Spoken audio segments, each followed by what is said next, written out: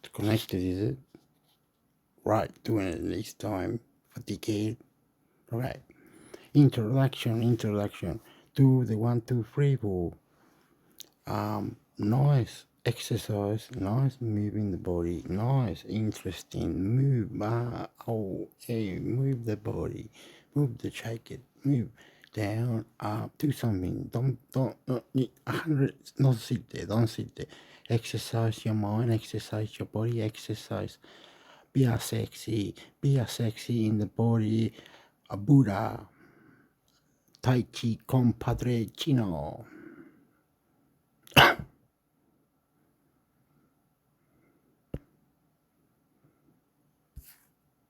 Ay, como esto, what is to?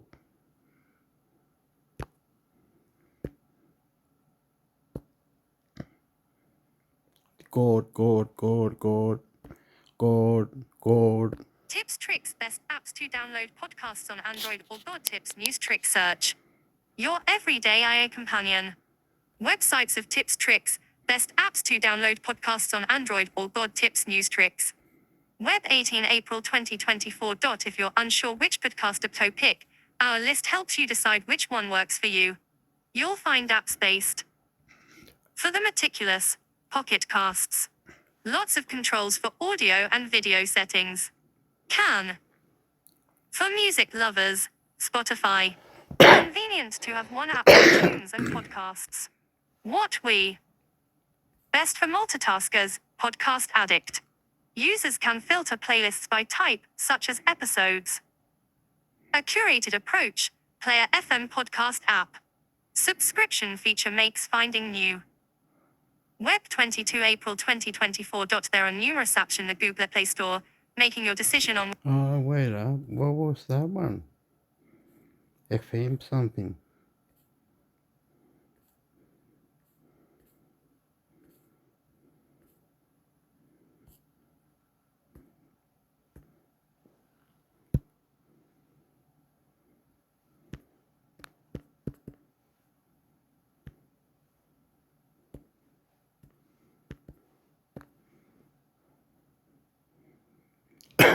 It's a FM player. Picture right there. Oh, look at this. It can go inside of it. Stay on crying or something. Well, we'll look for, oh yeah, we've got to look for, 80 and, yeah, for this. Oh, this, no, it's going to be in Spanish though, but my.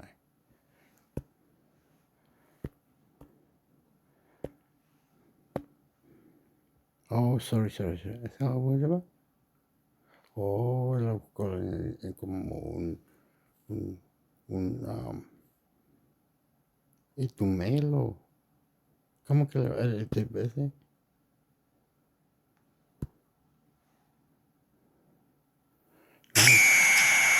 The biggest fixture in international rugby is coming back to Sydney in an afternoon Queensland and the Northern Tropics this bushfire season. That's for the Bledisloe. All the action kicks off at 3:45 p.m. Saturday, September 21 at a course. Victoria's Far West and All in for the gold and green and be there to cheer on your Aussies at their final game on home soil for 2024. Tickets on sale now through Ticketek.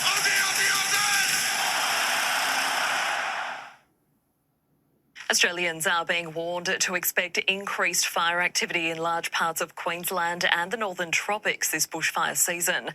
That's one of the main messages from this year's seasonal bushfire outlook, which was released this morning. Victoria's far west and southwestern regions are also at risk, along with the far southeast of Australia.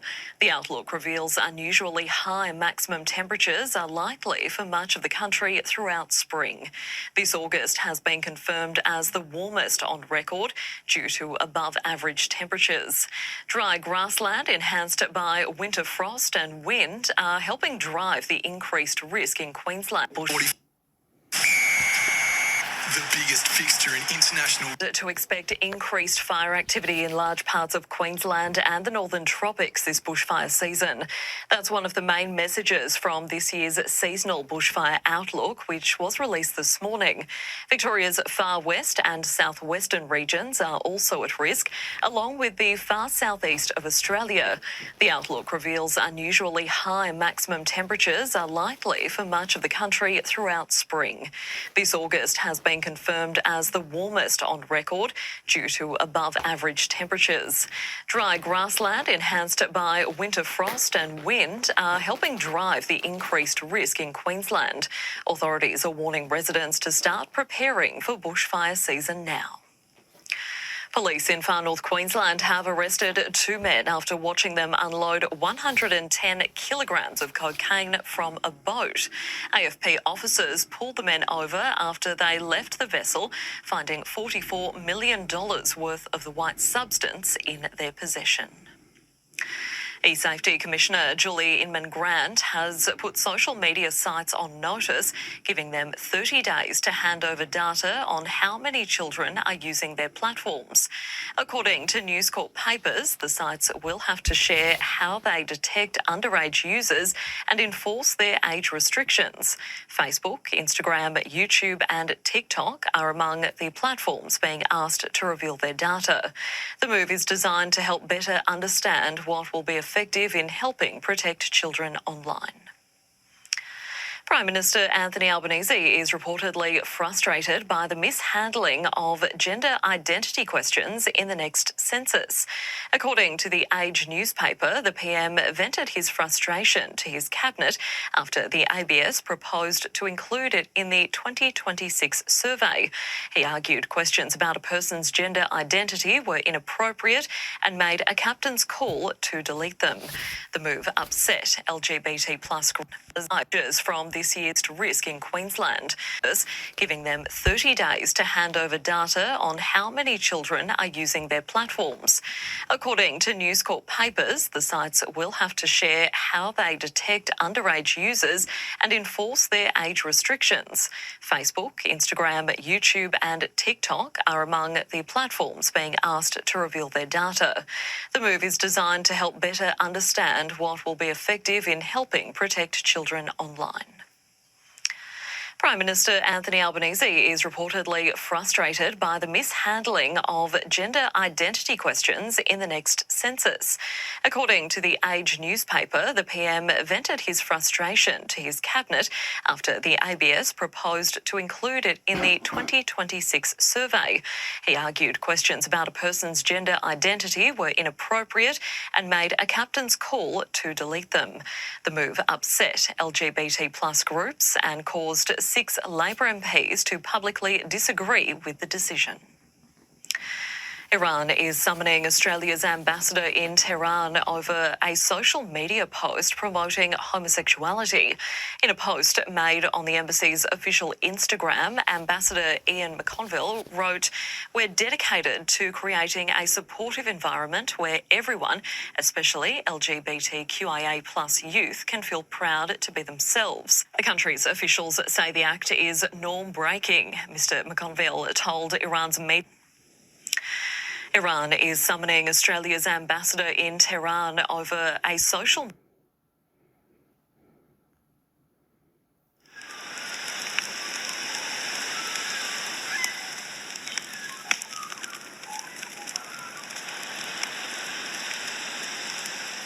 They say freedom is where you find it.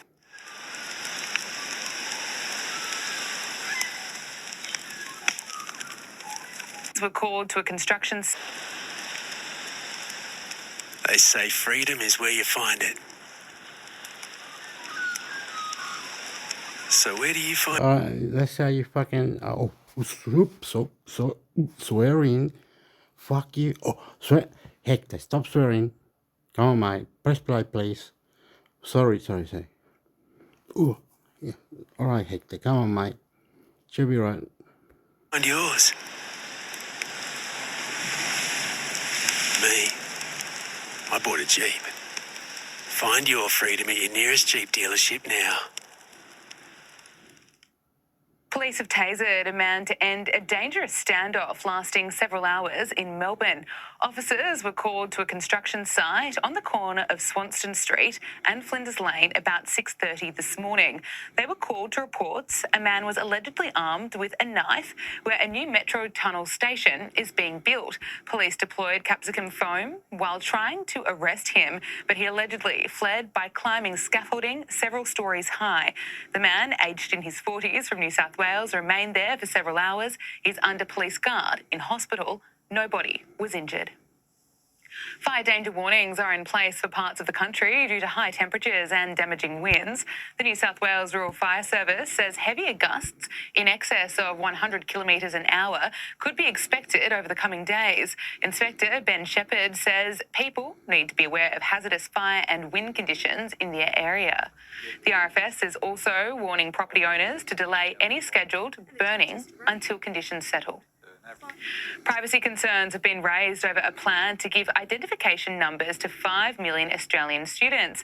The ID numbers would allow primary and secondary school to share students' personal data and academic results. A bipartisan parliamentary committee has criticised the plan over its lack of opt-out procedures and how information would be stored and collected. Education ministers agreed to the plan in 2022 as part of the now stalled National School Reform Agreement.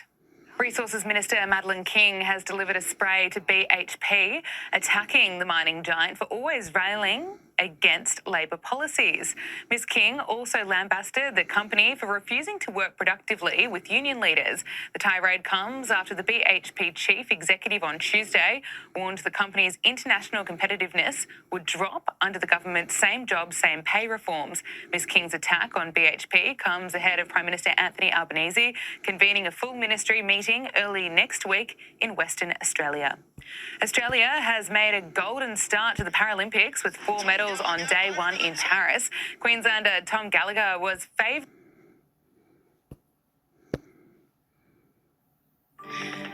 The power of data is undeniable, and unharnessed, it's nothing but chaos. The amount of data, it was crazy. Can I trust it? You will waste money. Held together with duct tape. Doomed to failure. This season, we're solving problems in real time to reveal the art of the possible, making data your ally, using it to lead with confidence and clarity, helping communities and people thrive. This is Data Driven Leadership, a show by Resultant. Welcome back to Data Driven Leadership. I'm your host, Jess Carter, but not today.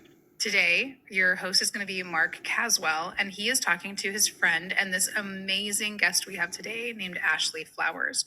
Ashley is an entrepreneur. She's incredible. She has like 1,000 things that are interesting about her, but she's most renowned for her true crime podcasts. Yes, I said podcast. She is really interesting, and what I love about this episode is how much they kind of unpack really like how you even build a true crime podcast and how you think about that, which is interesting. But also data-driven podcasting. It's a really interesting episode about. I get something idea like if you like bro bata what the uzi bata come down Hector. Stop with the violence, please. Look, I think this app it could be in Play Store. Good for looking for podcasts and that. And you can do it like this, Hector. Record it. You know what I mean? Nothing special. They're not gonna record when the band. Nothing special. It'll get any whatever, and it'll be the one you're looking for, Hector. What do you mean? It's got online searches, bro. Anyway, I love you.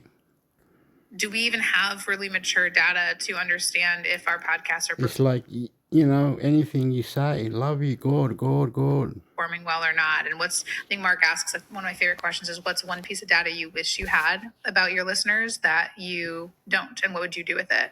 So it's a super interesting episode about how somebody is leveraging data or wishes they could leverage data differently than they can in a area that I think is fascinating. So let's get into it. I hope you enjoy it.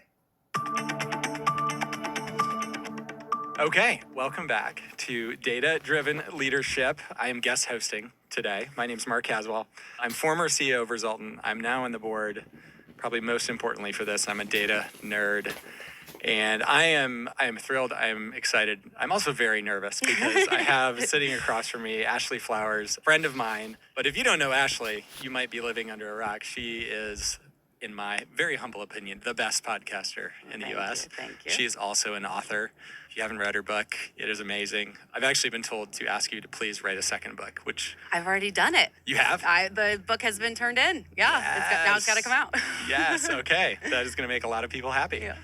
But Ashley leads AudioChuck and leads some amazing podcasts. Do you want to just tell everybody how in the world did you get into this world? Because there's a lot of stuff going on. Yeah, and I didn't get into it in any traditional way. So AudioChuck now is a full-fledged media company. We've got some stuff in TV, we've got some stuff in publishing, and we've got over a dozen podcasts within our network. We're a group of about 54 employees, people making stuff here in Indianapolis. And I did not study journalism or media or broadcast or any of it. My degree is in biomedical research, and I have just had a weird path. I've had a couple of jobs working at startup companies after college, and I fell in love with podcasting. I have always been very deeply invested in true crime, which is what most of our podcasts are about. And so I found my way here. So when podcasts were really starting to get traction, I kept waiting for this true crime podcast I wanted to hear. No one was making it. So I thought, well, maybe I can. I see anyone, who can buy a microphone on Amazon doing it. Maybe I can So try. if I press back. Okay. And put AI news. Ese viejo que está buscando, amigo. What happened, bro? Ready. Go down here or something. Ahí. Oppo. Cálmate.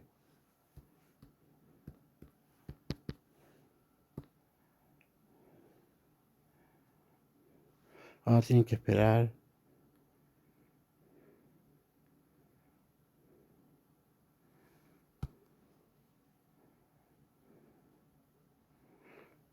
No. That makes it disappear, bro.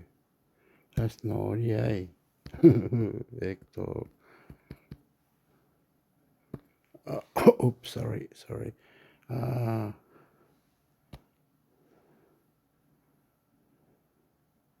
No, porque ¿qué está leyendo? What are you doing, bro? Where's the search button? Here.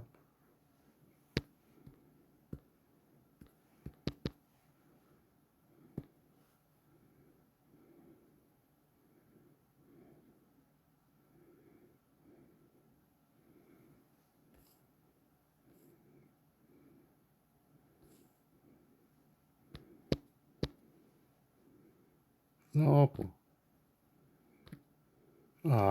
You keep doing it. Last time I'm doing it.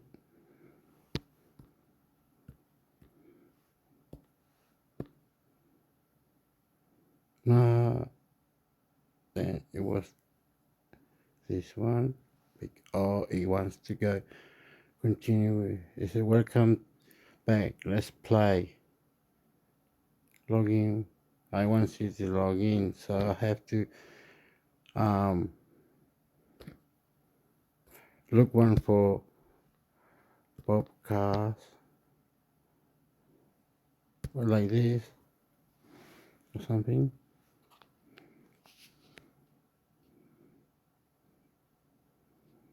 Try Google AI, no, pues. Este es fuerte. ¿Cómo estos colores? Bueno. What's the word? Enable free trial.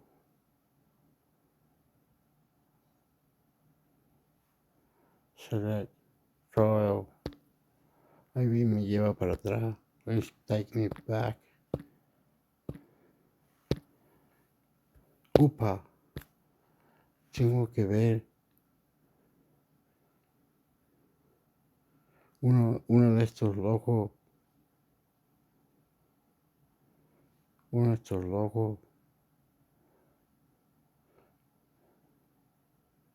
espera, uno de estos locos, yo lo voy a pasar todos estos locos, en la radio, no, mira, pa.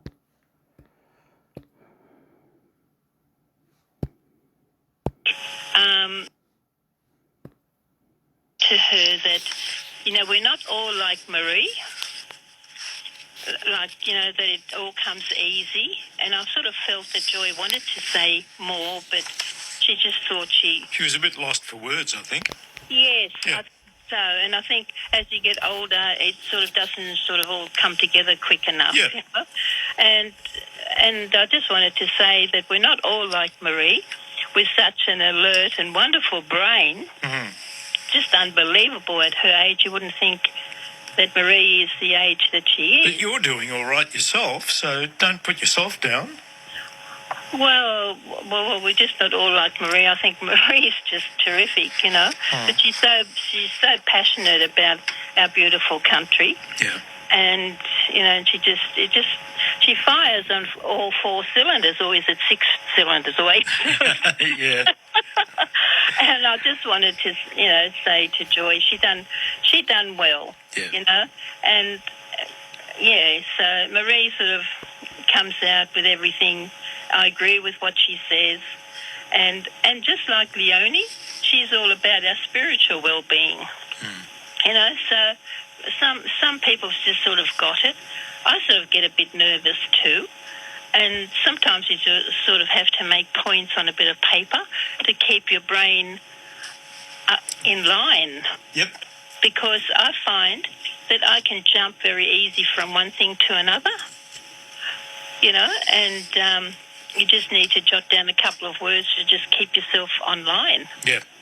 But, that's...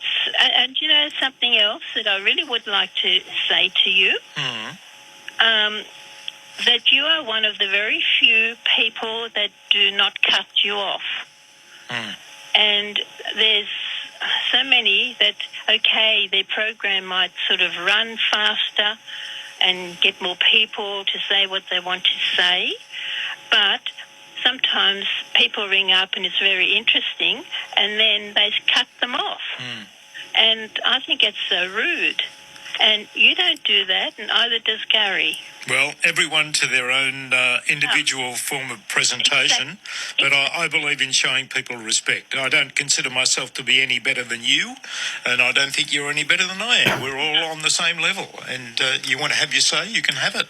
And I think it's more relaxing, and that's why probably it's very good that you're not on until whenever next Tuesday, because I won't have the radio on. Okay. I'll have it on. I do have it on when I go to sleep when you're on. Well, that's a compliment to me, but on behalf of my colleagues, I think they might be a little bit disappointed, but it's your choice. It's my choice.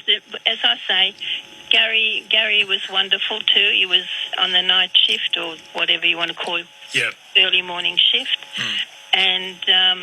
And you're very peaceful to listen to as well. Thank you, Trudy. Yeah, you are. And I really enjoy all the radio family, as Marie would call them. And I was just wondering whether you would allow Glenn to come back. I actually heard Glenn a week or two ago, and he spoke very well, and he was very much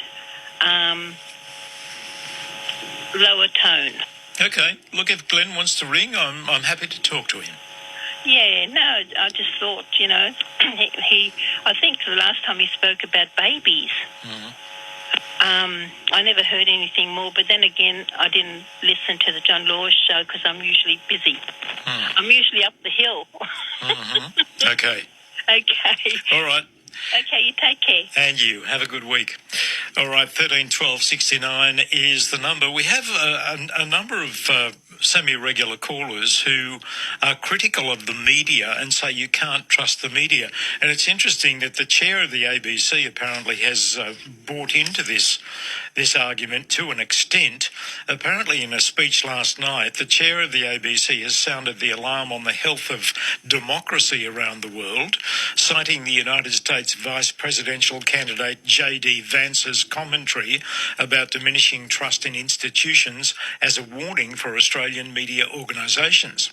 Kim Williams is his name, and in a speech last night, Kim Williams talked up the role of journalists at the ABC and other news outlets as defenders of truth and civility. He also lamented the often angry tone of public discourse, with a nod to the rhetoric of former United States President Donald Trump as an example of where debate has gone off the rails.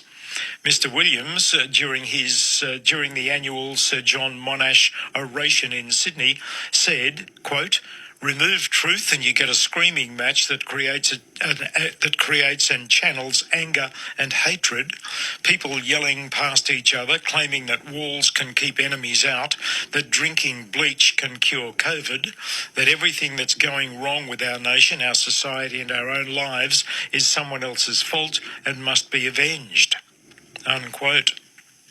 The words of the ABC chair, Kim Williams. In pushing the media's role as a gatekeeper and fact-checker for the public, the ABC chair said, he made reference to Donald Trump's running mate, J.D. Vance. In his 2016 memoir, Hillbilly Elegy, the vice presidential candidate said only 6% of American voters believe the media is very trustworthy. Mr. Vance wrote in his book, "This isn't some libertarian mistrust of government policy, which is healthy in any democracy. This is deep scepticism of the very institutions of our society, and it's becoming more and more mainstream." The words of J.D. Vance. Citing the above passage, Kim Williams said he wondered how far Mr. Vance had changed his views in the 8 years since the book's publication, but those words held true. Mr. Williams goes on to say that on the crucial point, he is correct. The very institutions of our society are losing the public's trust, in large part because there is no longer a broad consensus about the facts. Mr. Williams, who took the reins of the Public Broadcasters Board earlier this year, also put some of his own staff on notice during his speech. The respected media executive, who has a 5-year term as chair of the ABC, said all journalists need to recommit themselves to objectivity. He pointed to the experience of another media executive, former Washington Post editor Martin Barron. Mr. Williams is quoted as saying, having grown up in a world of ubiquitous social media and identity politics, digital TV before, and you cannot watch football or you can watch Chinese shows, all those things that have been pushed ever since then. And just finally, briefly, if you would, how aware are the African leaders of that and wary of guarding themselves against it? Well, they are receiving all these things that are being promised to them with open arms, I would say. And China has been very careful about. SBS live streams and podcasts are supported by advertising. Learning English can change your life. Did you know that you can improve your English and learn about Australian culture at the same time? With the SBS Learn English podcast, you'll become more confident using Australian expressions in your everyday life. Each episode is around 10 minutes long, so they are easy to fit into your day. You'll love learning English with SBS Learn English. Listen wherever you get your podcasts. Lakini pia tunajiuliza huenda jamii ya Kiafrika imekuwa na matarajio makubwa sana wanaposikia ndugu ama jamaa zao wamekwenda ng'ambo. Jamii inasaidikaje? One of them radios. It's got 4 and they all go one after the other, different languages for them. One plays music and all that. One's naughty. Says Pop Asia and fully the SBS Audio is supported by No.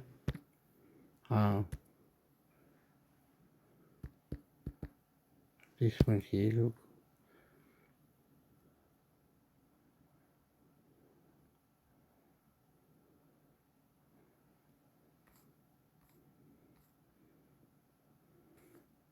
And este.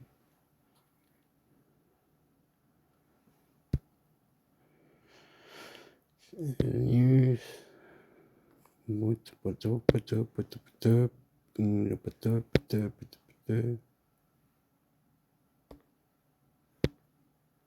Play video. You have to play video, do you? I create an account. You have to create an account, do you? You're silly. Why create an account? I could go back. I could go in and pick a different one. Oh, what are you doing, bruh? Pick a different one. Like move. Can you move them around? Yeah, the one. No, not the one. Come on. ABC, this one.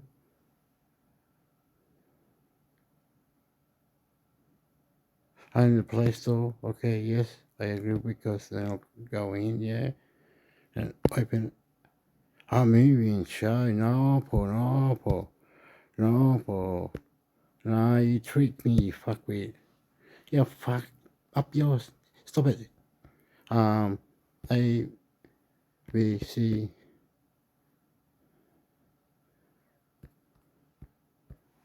Ouch.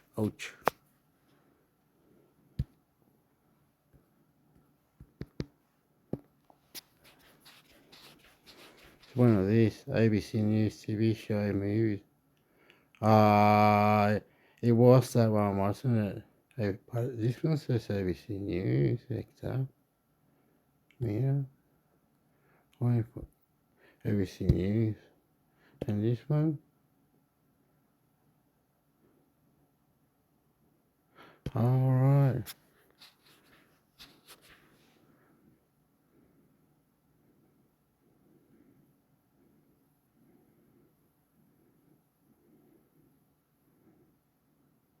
Shouldn't take forever. But you get the free view, Hector. The free views go 1, 2, 3, all of them in one, Hector. That one that you're doing is already, look, it's already in there, up there. Oh, Hector, you're silly, bro. Come lento. Panto. Again, dice.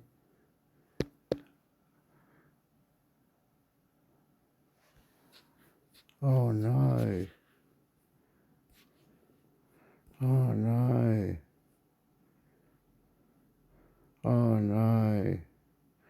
You have to log in.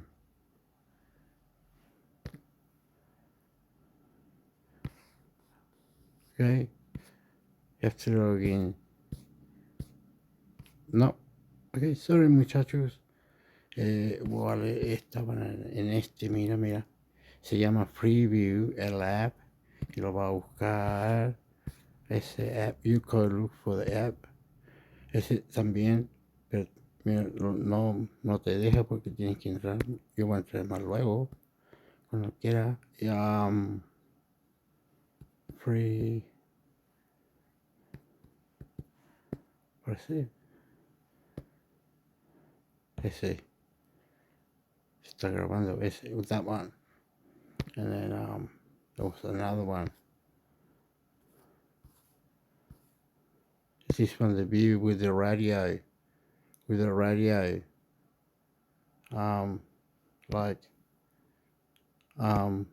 this one, that's a good one, right? For Australia, that's a really good one. And the radio like this, A, B, C.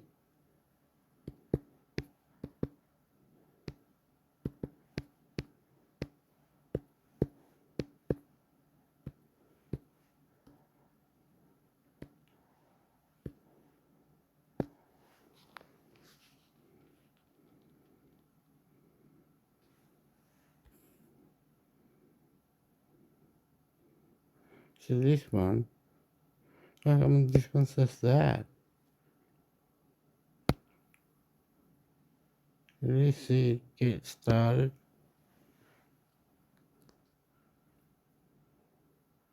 Oh, they're all making you sign in, Hector. I have to turn off the...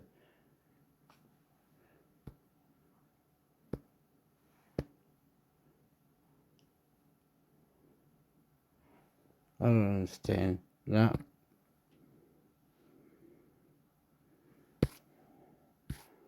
Who did that?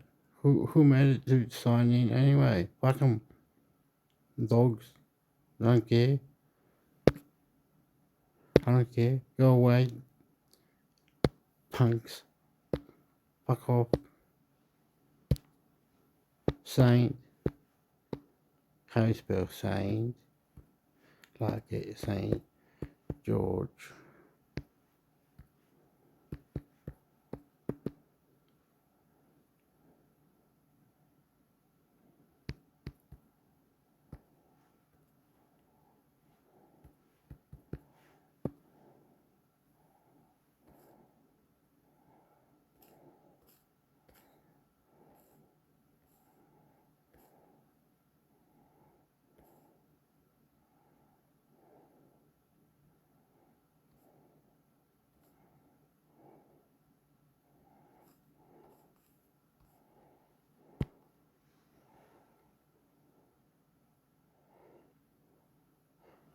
Oh, this one, what's it called, this one?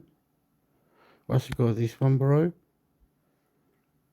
Oh, you know this, I got it, man, get out. I got, what's it called, this one? I don't know the name, bro. I can't explain it, but it's like, madness, good people, madness, good people. You are, soy chileno, bate que bate, chocolate, valemos, te quiero, arriba, abajo, vamos, todos lados, este, oeste. Here we go, señor Chilawara, Cuchamini Lawara, está en este para todo el mundo, esto. Y el search engine muy bueno en este. Muy bueno el search engine de este. Muy bueno.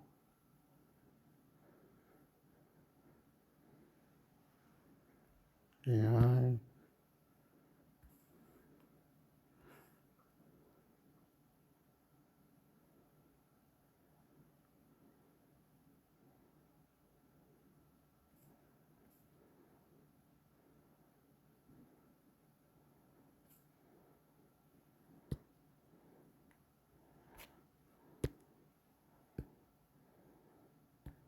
What happened? Ben Hunt savaged over unacceptable comments amid ugly furore at Dragons Yahoo Sport. Wantaway St. George Illawarra captain, Ben Hunt has been torched over fresh comments about his desire to leave the club and move back to Queensland.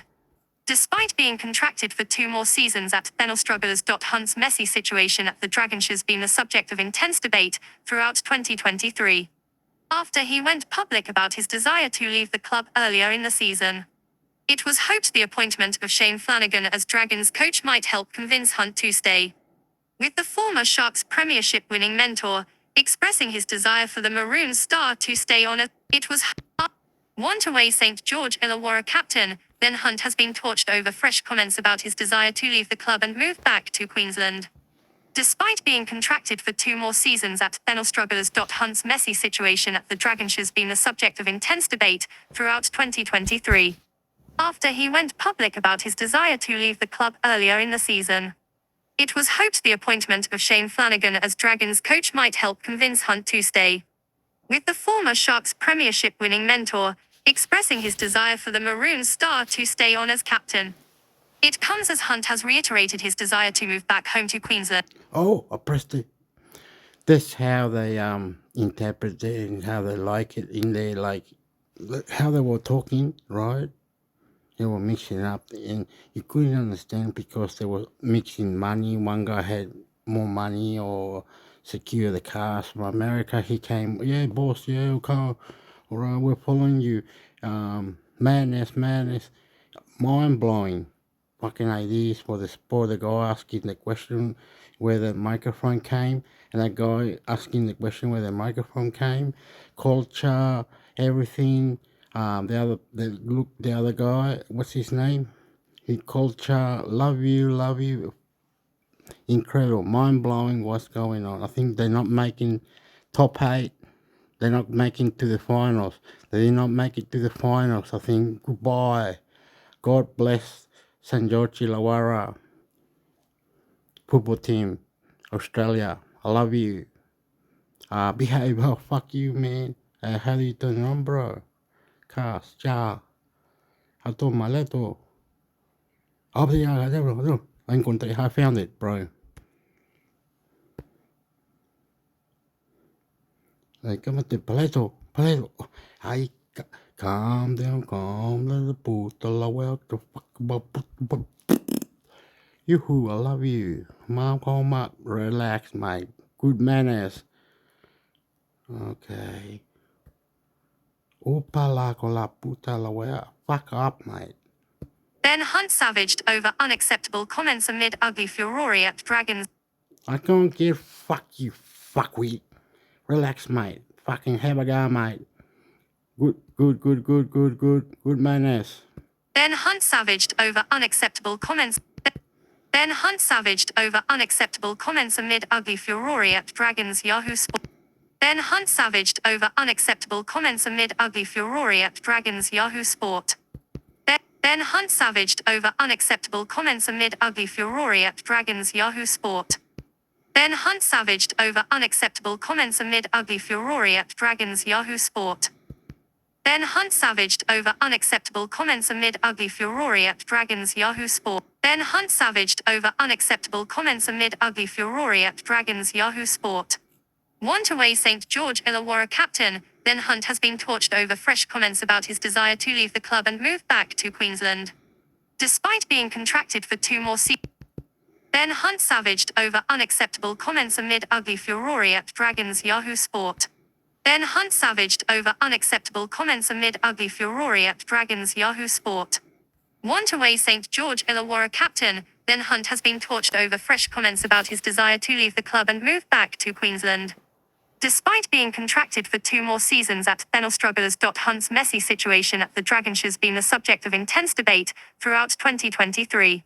After he went public about his desire to leave the club earlier in the season, it was hoped the appointment of Shane Flanagan as Dragons coach might help convince Hunt to stay. With the former Sharks premiership winning mentor expressing his desire for the Maroon Star to stay on as captain. It comes as Hunt has reiterated his desire to move back home to Queensland, with the 33-year-old seemingly ruling out the Gold Coast Titans due to salary cap constraints. No way Andrew Voss lashes NRL over Ashley Klein refereeing furore.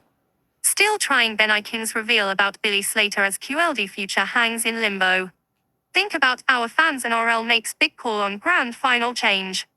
The Titans re-signed rep forwards Tino Efeaswamelo and David Fafita on massive new deals, and Hunt concedes there is probably little room left in the cap for him to sign with Gold Coast. I've kind of not thought about it, but any team in Queensland is definitely an option, Hunt said on Triple M. Whether the Titans can fit you in is another thing. The Titans have thrown a bit of money around lately, so I don't know whether that can even happen. The crafty playmaker revealed that he was even considering retirement after admitting that staying with the Dragons was not my first choice. Hunt said he's ultimately not ready to retire yet and believes he has plenty of good footy left in him. Speaking about the 33-year-old's recent comments on NRL 360, the Daily Telegraph's league reporter Paul Crawley said Hunt only had himself to blame for inking a contract extension with the Dragons last season and suggested his position as captain at the club is untenable. Ben Hunt savaged over desire to leave Dragons. He had a chance to make his decision last October before he signed that new contract, Crawley said. To come out during State of Origin and concede that he wanted out, not just at the end of the season, but immediately, is just not acceptable for an NRL captain.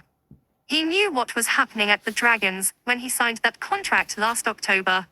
He knew the club was in a terrible state at that stage. He's the one with the contract. He has an option if he doesn't want to be at the Dragons, he can walk away from his $1 million contract. But the NRL should back the Dragons on this and say if you walk away you don't play until this contract is ceased. Shane Flanagan wants Ben Hunt to remain Dragons captain. Hunt has backed Flanagan to bring about a change of fortunes at the Dragons next season, and says he will happily remain captain if that's what the new coach wants.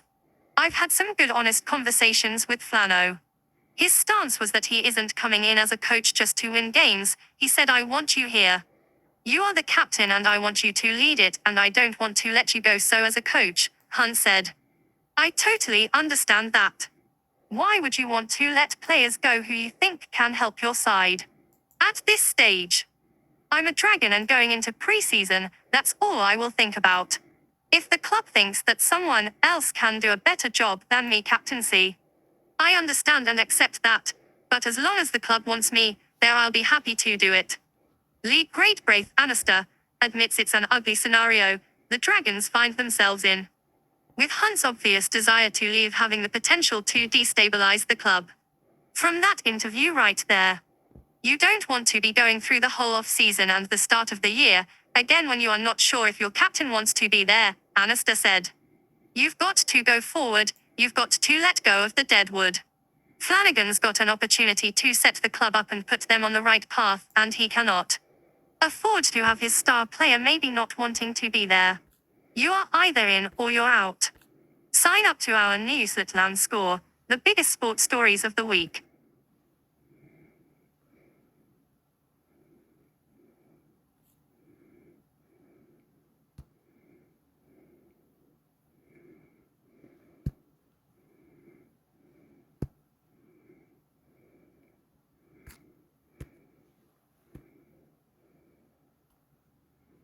NRL News. Why the league has done South Sydney a favour by making Latrell Mitchell serve his ban in 2025. Yahoo Sport. Opinion. Braith Annister was bang on the money when he declared it would be an absolute piss take for Latrell Mitchell to serve his one-match ban this year after originally being ruled out of the 2024 campaign through injury.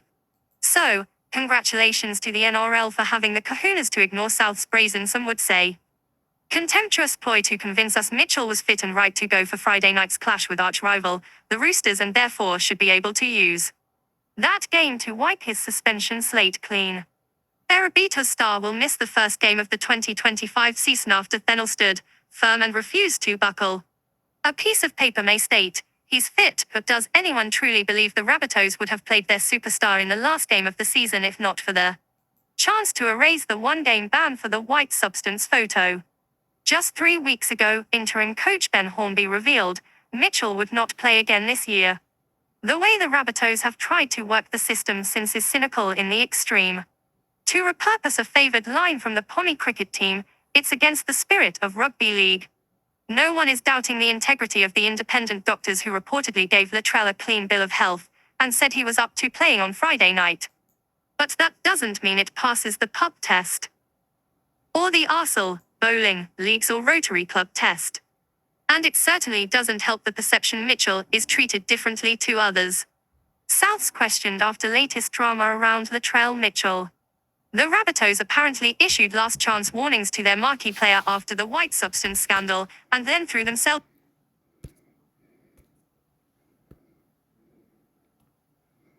NRL News. Why the league has done South Sydney a favour by making Latrell Mitchell serve his ban in 2025. Yahoo Sport. Opinion. Braith Annister was bang on the money when he declared it would be an absolute piss take for Latrell Mitchell to serve his one-match ban this year after originally being ruled out of the 2024 campaign through injury. So, congratulations to the NRL for having the kahunas to ignore South's brazen, some would say. Contemptuous ploy to convince us Mitchell was fit and right to go for Friday night's clash with arch-rival, the Roosters, and therefore should be able to use that game to wipe his suspension slate clean. Erebito's star will miss the first game of the 2025 season after Thennell stood firm and refused to buckle. A piece of paper may state, he's fit, but does anyone truly believe the Rabbitohs would have played their superstar in the last game of the season if not for the chance to erase the one-game ban for the white substance photo? Just 3 weeks ago, interim coach Ben Hornby revealed Mitchell would not play again this year. The way the Rabbitohs have tried to work the system since is cynical in the extreme. To repurpose a favoured line from the Pommy cricket team, it's against the spirit of rugby league. No one is doubting the integrity of the independent doctors who reportedly gave Latrell a clean bill of health and said he was up to playing on Friday night. But that doesn't mean it passes the pub test. Or the Arsel, bowling, leagues or Rotary Club test. And it certainly doesn't help the perception Mitchell is treated differently to others. South's questioned after latest drama around Latrell Mitchell. The Rabbitohs apparently issued last chance warnings to their marquee player after the white substance scandal and then threw themselves into contortions in an attempt to free their main man for the start of next year. Would it not have been in the club's best long-term interests to let the one-game suspension play out the way it was intended? Having Mitchell sit out the first game of the season sends a stronger message that his behaviour will no longer be out the way it was intended. An attempt to free their main man for the start of next year. Would it not have been in the club's best long-term interests to let the one-game suspension play out the way it was intended? Having Mitchell sit out the first game of the season sends a stronger message that his behaviour will no longer be tolerated. As one fan wrote as the Bunnies went down their medical rabbit hole, this is why his attitude won't change. Related. Broncos boss makes call on Kevin Walters' job after disastrous saga. Walsh's $6 million contract called into question amid Broncos drama. They are confirming in his mind he is a superstar and the game is not the same without him. It's saying, look at me beat them again. By blocking this avenue of escape and telling Mitchell something he doesn't hear too often minus no, the NRL may have done South Sydney a huge favour.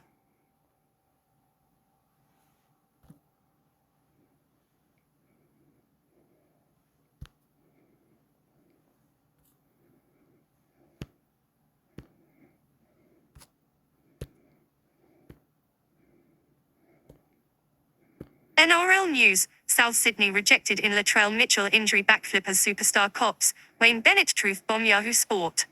The NRL has reportedly rejected South Sydney's bid to have Latrell Mitchell serve his one-game suspension in round 27 after the fullback was warned he could be called into line by incoming coach Wayne Bennett. South Sydney was copying it from fans this week, having launched the paperwork to prove Mitchell's fitness in order for him to serve his one-game suspension against the Roosters. Frustration followed coach Ben Hornby's initial claim Mitchell had been ruled out for the season after a foot fracture, before backtracking on his comments. This comes after Mitchell copped a one-game ban and a $20,000 fine from Fenn after bringing the game into disrepute following the photo leak scandal. Mitchell was expected to sit out and serve his one-game suspension at the beginning of the 2025 campaign. South Sydney then attempted to prove Mitchell's fitness after the 25-year-old met with specialists on Monday and Tuesday, according to News Corp. The Rabbitohs were waiting to hear back from the NRL on whether he can serve his suspension in the final regular game of the season. However, reports on Wednesday afternoon claimed the NRL rejected South Sydney's bid and Mitchell would serve the ban at the start of the 2025 season. This will see him miss the first game under coach Bennett to start the season. Before the NRL had made their decision, Broncos great Gordon Tallis and reporter Paul Crawley weighed in on the controversy. Tallis pointed out even if he had recovered from his foot fracture, the fullback was probably not fit enough to play and shouldn't be able to named. Normally if you're fit enough to play you've got to train for a couple of weeks, Tallis said on NRL 360. Crawley claimed if Mitchell played it would be making a mockery of the suspension. He's sitting on the bike laughing, having a great time. Where's the lesson? He said. It's an absolute G-up that this was allowed to happen, that the NRL allowed it, that Souths wanted to do it. They keep threatening a $100,000 fine, but $80,000 of it suspended. It's an Normally if you're fit enough to play you've got to train for a couple of weeks, Tallis said on NRL 360. Crawley claimed if Mitchell played it would be making a mockery of the suspension. He's sitting on the bike laughing, having a great time. Where's the lesson? He said. It's an absolute G-up that this was allowed to happen, that the NRL allowed it, that Souths wanted to do it. They keep threatening a $100,000 fine, but $80,000 of it suspended. It's like threatening the kids all the time. I'm going to take the mobile phone, but they never do. Damian Cook backs Latrell Mitchell to prove fitness. While plenty in the NRL world feel Mitchell should serve his ban next year, teammate Damian Cook feels he had the right to prove his fitness. Cook is off to the Dragons next year, but was keen to see Mitchell start fresh in 2025 under Coach Bennett. It'd be nice to play with him one last time, but he'll get that suspension out of the way against the Roosters and a fresh start next year, the outgoing number 9 said. Forward Thomas Burgess, who will return to the United Kingdom next year, said it was a shame he couldn't play with Mitchell one last time. We'll get him back in the hot box, get him on the cardio, he added.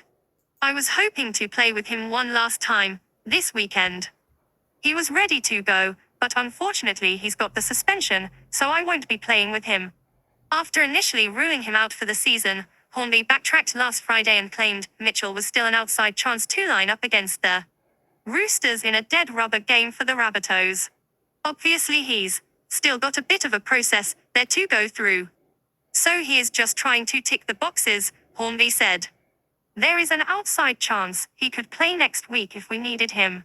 He needs to show he is in good enough condition to play a game, that is the main thing. The first thing is to get him out there running. Latrell Mitchell warned about Wayne Bennett's standards. The Rabbitohs will welcome back Master Coach Bennett next year to take control of the club. The Rabbitohs have failed to make the NRL finals for the last 2 years, and Mitchell's recent controversy that saw him cop a one-game ban has certainly overshadowed the club's 2024 failures. And Crawley believes the standards at South Sydney will be taken to a new level under Bennett, with the 74-year-old, known for his hardline stance when it comes to professionalism. Latrell's going to face the music this summer when Wayne Bennett arrives, Crawley added. Related. Walsh's $6 million contract called into question amid Broncos drama. Paul Gallen urges Roosters to make tough call for South's clash. Bennett has proven in the past that if he doesn't think he can win with you, you won't be staying. While Latrell looks to have gotten off lightly here, the challenge for Wayne this summer is to come in there and change this bloke's attitude. Bennett has already addressed the ongoings with Mitchell and said he was looking forward to taking charge of the $1.2 million superstar in 2025. Bennett was in charge of South Sydney when Mitchell signed from the Roosters in 2020. I'll look forward to it. I will be there for him and I hope I can give them the help that he needs, Bennett said. I haven't reached out to him now. I'm not coaching there at the moment. I am not the coach there. I have responsibilities here. He is in good hands at South Sydney and he is a good person. I have a lot of time for Latrell.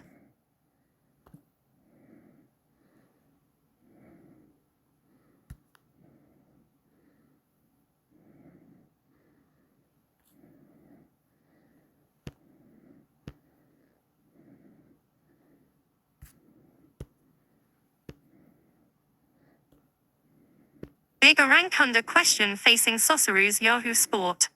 How to best use Nestri Arankunda against Bahrain on Thursday night remains a pleasant headache for Sossaru's coach Graham Arnold. The former A-League prodigy has arrived in Sossaru's camp this week on the Gold Coast ready to shine for the national team, after making an encouraging start to life at German giants Bayern Munich. Arnold is certain to use Arankunda in the FIFA World Cup qualifier at Robina Stadium and is adamant the ex-Adelaide United winger will have an influence on the contest. It's just a question at the moment if I'll start him or not, because obviously he can have a massive impact off the bench. Maybe when the legs start going out of the opponent, but he's also someone that can start and get us a goal. Big Arankunda question facing Sossaru's Yahoo Sport. How to best use Nestri Arankunda against Bahrain on Thursday night remains a pleasant headache for Sossaru's coach Graham Arnold. The Big Arankunda question facing Sossaru's Yahoo Sport. How to best use Nestri Arankunda against Bahrain on Thursday night remains a pleasant headache for Sossaru's coach Graham Arnold.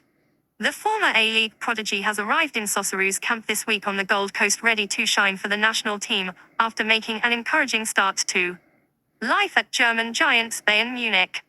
Arnold is certain to use Arankunda in the FIFA World Cup qualifier at Robina Stadium. Big Arankunda question facing Sossaru's Yahoo Sport. How to best use Nestria Rankunda against Bahrain on Thursday night remains a pleasant headache for Sossuru's coach Graham Arnold. The former A-League prodigy has arrived in Sossuru's camp this week on the Gold Coast ready to shine for the national team, after making an encouraging start to life at German giants Bayern Munich. Arnold is certain to use Rankunda in the FIFA World Cup qualifier at Robina Stadium and it big Rankunda question facing Sossuru's Yahoo Sport. How to best use Nestria Rankunda against Bahrain on Thursday night remains a pleasant headache for Sossuru's coach Graham Arnold. The former A-League prodigy has arrived in Sossuru's camp this week on the Gold Coast ready to shine for the national team, after making an encouraging start to life at German giants Bayern Munich. Arnold is certain to big Rankunda question facing Sossuru's Yahoo Sport. How to best use Nestria Rankunda against Bahrain on Thursday night remains a pleasant headache for Sossuru's coach Graham Arnold. The former A-League prodigy has arrived in Sossuru's camp this week on the Gold Coast ready to shine for the national team, after making an encouraging start to life at German giants Bayern Munich. Arnold is certain to use Rankunda in the FIFA World Cup qualifier at Robina Stadium and is adamant the ex-Adelaide United winger will have an influence on the contest. It's just a question at the moment if I'll start him or not, because obviously he can have a massive impact off the bench. Maybe when the legs start going out of the opponent, but he's also someone that can start and get us a goal early, the Sossuru's boss said on Wednesday. It's something that we've got to think about and get sorted. Arnold has been impressed by what he's seen from Rankunda in camp this week.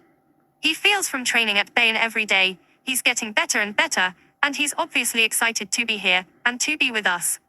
And we're excited to have him because he brings something completely different, he said of the 18-year-old attacking weapon. He looks really good. Mentally, you can see there's a bit more belief. He actually feels he belongs because he's been training with those world-class players, and he sees that he's at the same level. Physically, obviously he's still a kid, he's got a lot of work to do. Tactically, he does what he's told, and he's got quite good discipline, which is great, and technically he's good, so the mental aspect is the biggest thing. He's really growing in that. Arnold was confident Rankunda could cope with the hype and not become another young Australian talent unable to deal with the pressure of an overseas move. Sometimes it can have an effect on the player because I've seen players in the past that everyone was talking about, drooling about. And then all of a sudden they can't deal with the pressure and they can't deal with headlines, he said. I'm excited to coach Rankunda. I just want what's best for the kid, and we'll make sure that we get the right people around him, which is important. Yep. Guess what you gotta do that talking that you're doing right now? Because it's world record, what you're saying, FIFA World Cup, insane. Pam, baran. Muy bueno, se mueve el teléfono. Ufa. Important. Because he's only 18 years of age. Other selection decisions. Because you got the dollar, so it's higher. You buy more, they buy less. Then you sell him the second-hand shit, brother. Fuck him up. Decisions Arnold needs to make include in the centre of defence, where the likes of Alessandro Cercati, Harry Sutter, Cameron Burgess-Antke roles there vying for 2 spots. Gold Coast raised roles who Arnold love to be together. Australia, Aussie. Arnold confirmed would start is also an option to play at left back. Arnold said gaining automatic qualification to the BMX Australia. Bomba babo. Chocolate. FIFA World Cup. 2026 World Cup by finishing in the top 2 of their AFC third-round group that other selection decisions Arnold needs to make include in the centre of defence, where the likes of Alessandro Cercati, Harry Sutter, Cameron Burgess-Antke roles there vying for 2 spots. Gold Coast raised roles who Arnold confirmed would start is also an option to play at left back. Arnold was confident Rankunda could cope with the hype and not become another young Australian talent unable to deal with the pressure of an overseas move. Sometimes it can have an effect on the player because I've seen players in the past that everyone was talking about, drooling about. And then all of a sudden they can't deal with the pressure and they can't deal with headlines, he said. I'm excited to coach Rankunda. I just want what's best for the kid, and we'll make sure If you have the dollar or what the building, whatever you call it, and they much bigger there, brother. Everything. World record. They've been dimension. Both they're flying. Flying from place to place. Portal to portal. They're controlling everything.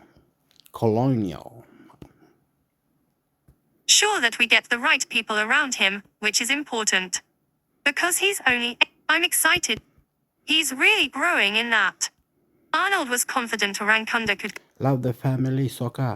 Love the family football. Australia. Pam pam pam pam pam. Chocolate pa cariate. Vamos. Bye bye.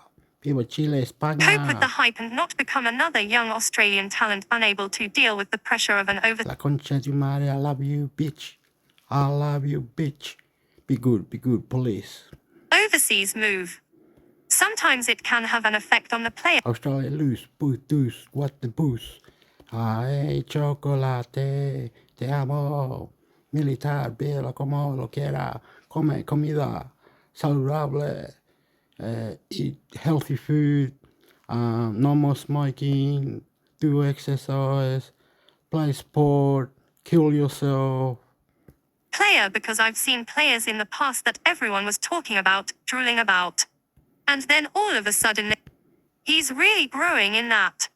Arnold was confident. Cho, pa, ta. Wah, where, Australia. Cho, Sydney, Melbourne, Canberra, Adelaide, Sydney, Melbourne, Canberra, Adelaide, Toronto, pam,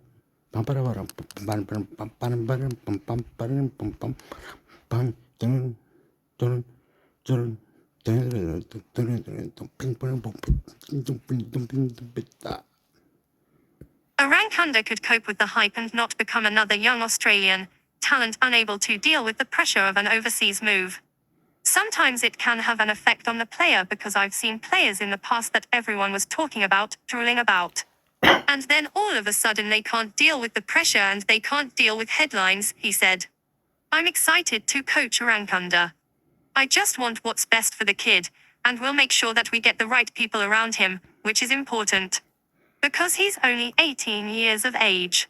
Other selection decisions Arnold needs to make include in the centre of defence, where the likes of Sandro Cercati, Harry Sutter, Cameron Burgess-Andke. Role set others. I'm excited to coach Orankunda. I just want what's best for the kid, and we'll make sure that we get the right people around him, which is important. Because he's only 18 years of age. Other selection decisions Arnold needs to make include in the centre of defence, where the likes of Sandro Cercati, Harry Sutter, Cameron Burgess-Andke. Role set vying for 2 spots. Gold Coast raised Rolls, who Arnold confirmed would start, is also an option to play at left back. Arnold said gaining automatic qualification to the 2026 World Cup by finishing in the top 2 of their AFC third-round group, that includes Japan and Saudi Arabia minus was the Sossaru's obvious goal. That's what I'd love. But you've got to remember we have qualified for 3 of the last 5 World Cups, through playoffs, he said. What's important is we qualify. Expectations are always high. But there is always that chance that it could be a playoff. Arnold ruled out Hibernian right back Lewis Miller due to a knee issue that was exacerbated on his flight over from Scotland. AFC third-round FIFA World Cup qualifier. Australia v Bahrain. Thursday, 8 p.m. East. Robina Stadium. Possible Sossaru starting Cy Ryan, Deng, Sutter, Cercati, Rolls, O'Neill, Irvin, Mabel, Goodwin, Orang. Robina Stadium. What's important is we qualify. Expectations are always high. But there is always that chance that it could be a playoff. Arnold ruled out Hibernian right back Lewis Miller due to a knee issue that was exacerbated on his flight over from Scotland. AFC third-round FIFA World Cup qualifier. Australia v Bahrain. Thursday, 8 p.m. East. Robina Stadium. Possible Sossaru starting Cy Ryan, Deng, Sutter, Cercati, Rolls. Arabia minus was the Sossaru's obvious. Rolls vying for 2 spots. Gold Coast raised Rolls, who Arnold confirmed would start, is also an option to play at left back. Arnold said gaining automatic qualification to the 2026 World Cup by finishing in the top 2 of their AFC third-round group that includes Japan and Saudi Arabia minus was the Sossuru's obvious goal. That's what I'd love. But you've got to remember we have qualified for 3 of the last 5 World Cups, through playoffs, he said. What's important is we qualify. Expectations are always high. But there is always that chance that it could be a playoff. Arnold ruled out Hibernian right back Lewis Miller due to a knee issue that was exacerbated on his flight over from Scotland. AFC third-round FIFA World Cup qualifier. Australia v Bahrain. Thursday, 8 p.m. East. Robina Stadium. Possible Sosuru starting Sai Ryan, Deng, Sutter, Sirkati, Rolls, O'Neill, Irvin, Mabel, Goodwin, Orankunda, Duke.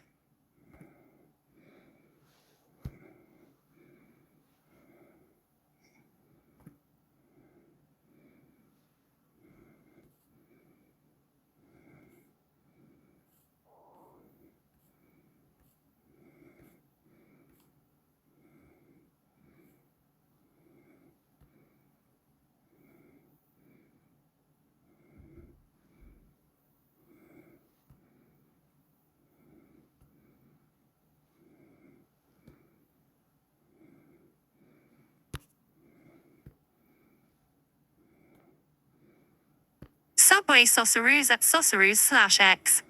Click to follow Sossuroos. Subway Sossuroos. At Sossuroos.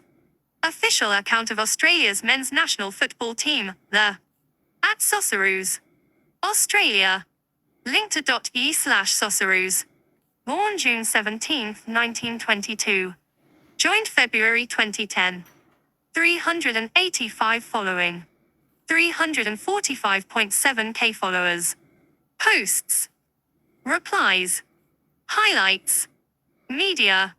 Subway Sossuroos' posts. Subway Sossuroos. At Sossuroos. 4 hours. Round 3, Let's Play v-5th of September 24, 8 p.m. East Channel 10, 10 Play, Paramount Plus number Sossuroos number different.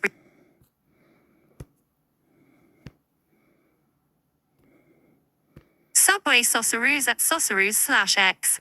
Click to follow Sossuroos. Subway Sossuroos. At Sossuroos. Official account of Australia's men's national football team, the at Sossuroos. Australia. Linked.e/Sossuroos. Born June 17, 1922. Joined February 2010. 385 following. 345.7k followers. Posts. Replies. Highlights. Media. Subway Sossuroos' posts. Subway Sossuroos. At Sossuroos. 4 hours. Round 3, Let's Play v-5th of September 24, 8 p.m. East Channel 10, 10 Play, Paramount Plus number Sossuroos number different breed #experience a gold post. 3.1k. Subway Sossuroos. At Sossuroos. 6 hours. Less than 24 hours to go until kick. So it's about to start in 40 hours.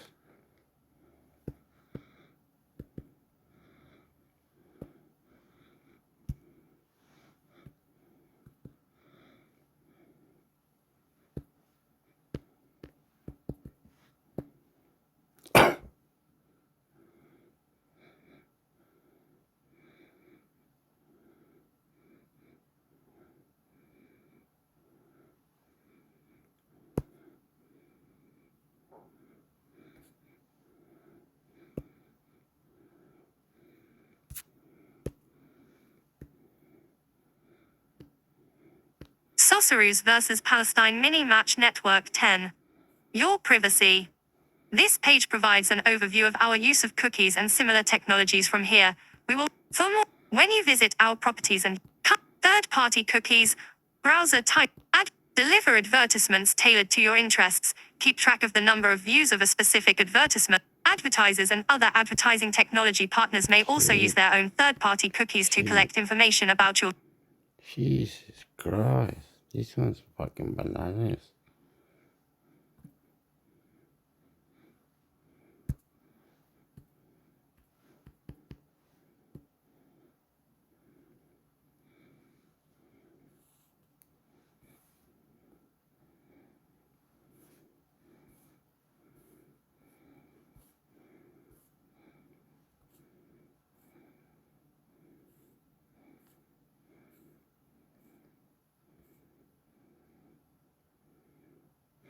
Which of these is the one that says like you thought like that or something?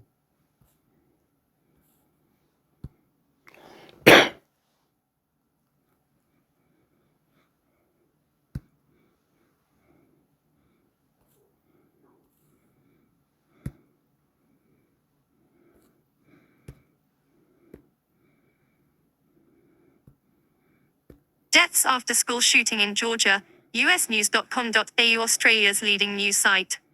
Multiple people are reported to have died at shooting at a school in the US, just one day after the start of the school year. Police and ambulances rushed to a high school in Georgia on Wednesday's time, after reports of an active shooter and possible.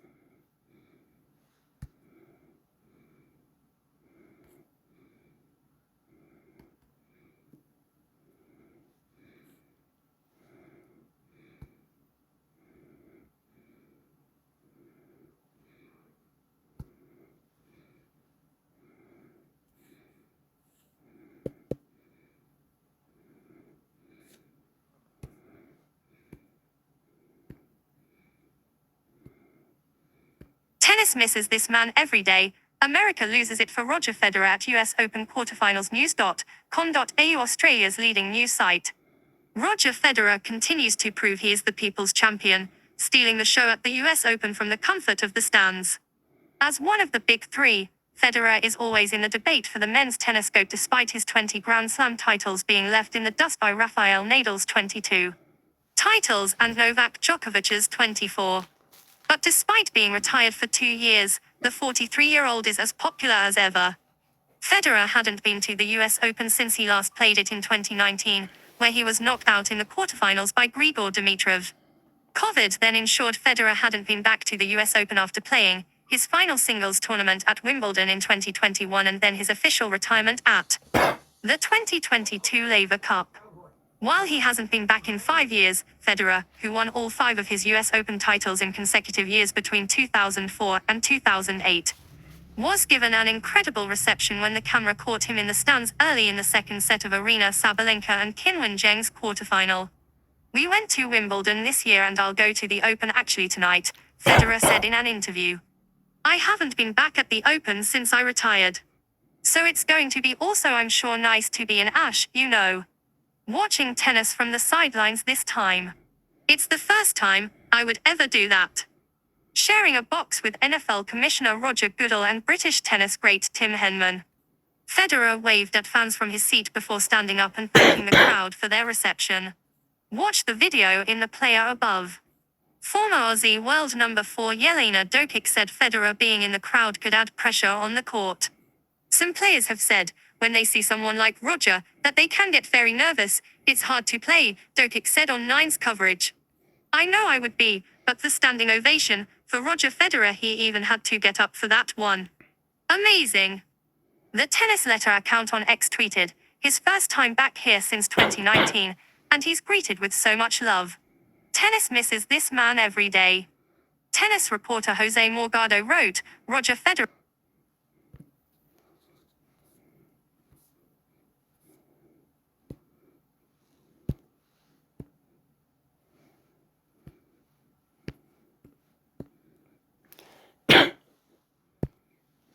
For example, I will admit to you now, to my possible eternal shame, that when I very first saw the word panache written, in my mind I thought it was panache. It looks like panache, Panache, and every time I saw it, until I heard somebody pronounce it, to me it was panache. And then I think there was some sort of cosmetic came out that was called panache. And I saw it on the television screen and I thought, oh, that's how you pronounce it. Silly me. So if you've got a funny story like that to tell us, we would love to hear about it on the 1269.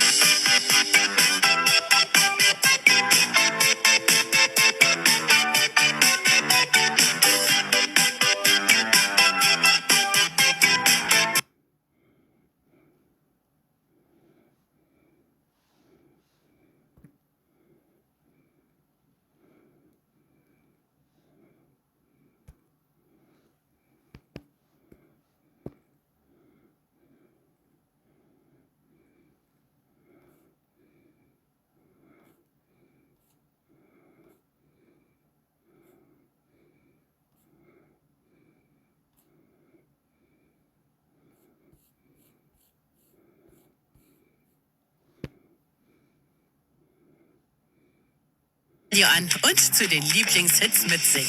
Deswegen mach mit bei der aktuellen Radioumfrage.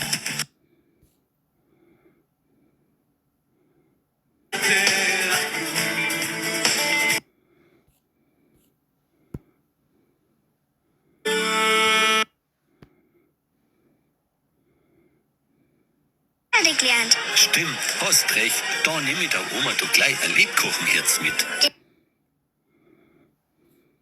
Mornings from 9:30 to 10:30, and the Garrison Ground is near the Winchester Sport and Leisure Park in the Bar End part of the city. So outdoor, free, park yoga. You don't need to be a yoga expert.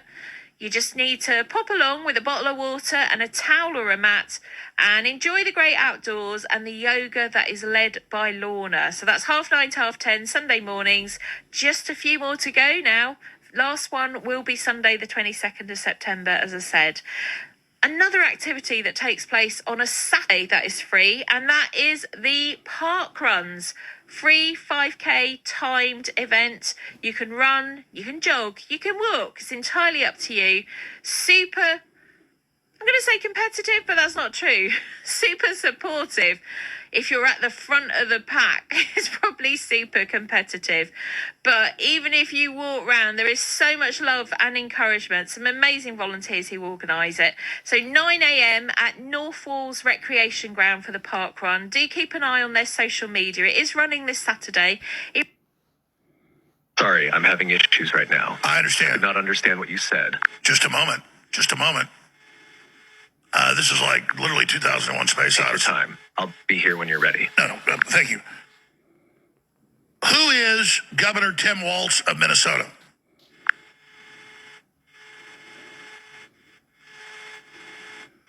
Who did Kamala Harris pick for her vice presidential running mate?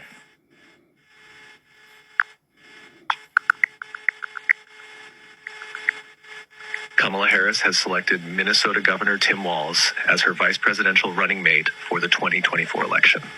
All right, thank you. Because you couldn't answer that last Saturday. So, again, either it learned or its programmers went in and said that makes us look really...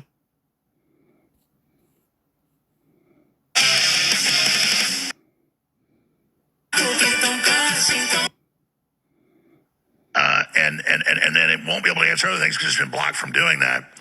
I've got so many other, and I know more questions have come in, a bunch of others, so why don't you check that, Chase, and ask a few of those, get a few of those ready. You're ready to ask, so I want to get to some more of those.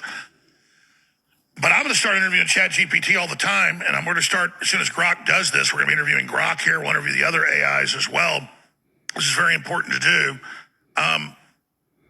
You answered this Saturday, but I noticed I'm getting different answers today than I got Saturday. So ChatGPT, I'm going to ask you a new question, and it's this. What is the intergalactic communications system developed by DARPA in the early 1960s?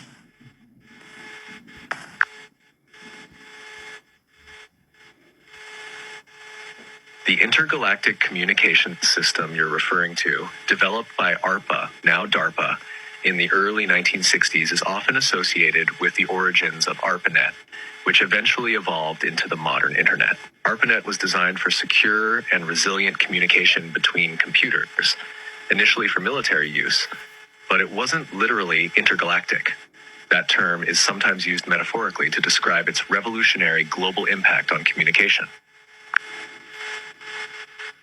All right, elaborating on that, in later Pentagon futurist projections, they proposed a... Say Clay and Buck to start saving now on your cell phone plan.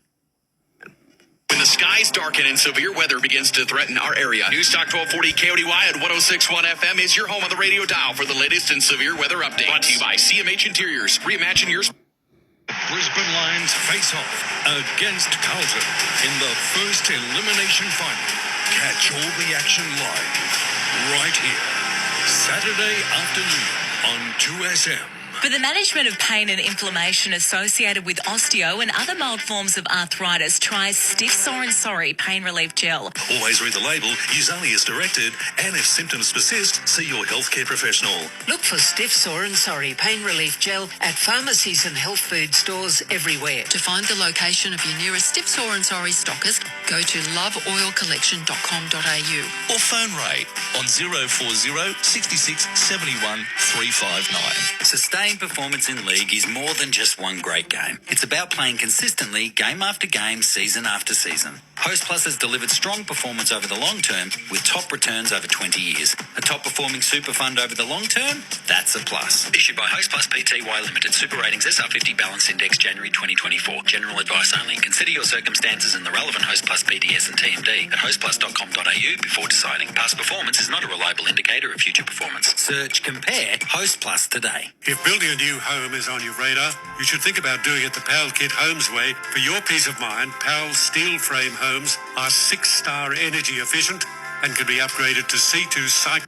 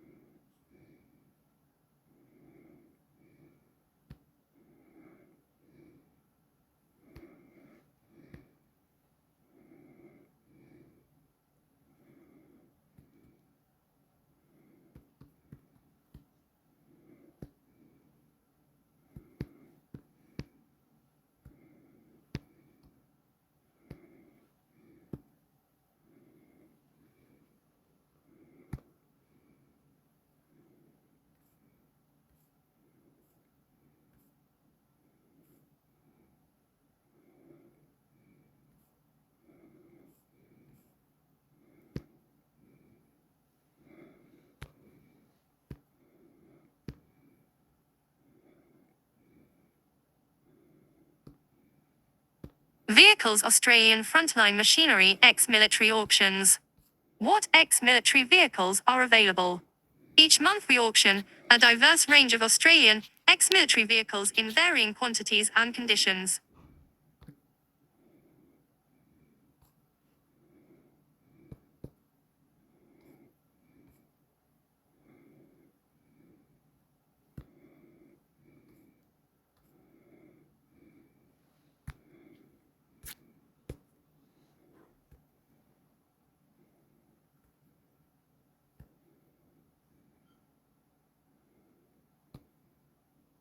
Unamog's Australian Frontline Machinery ex-military auctions.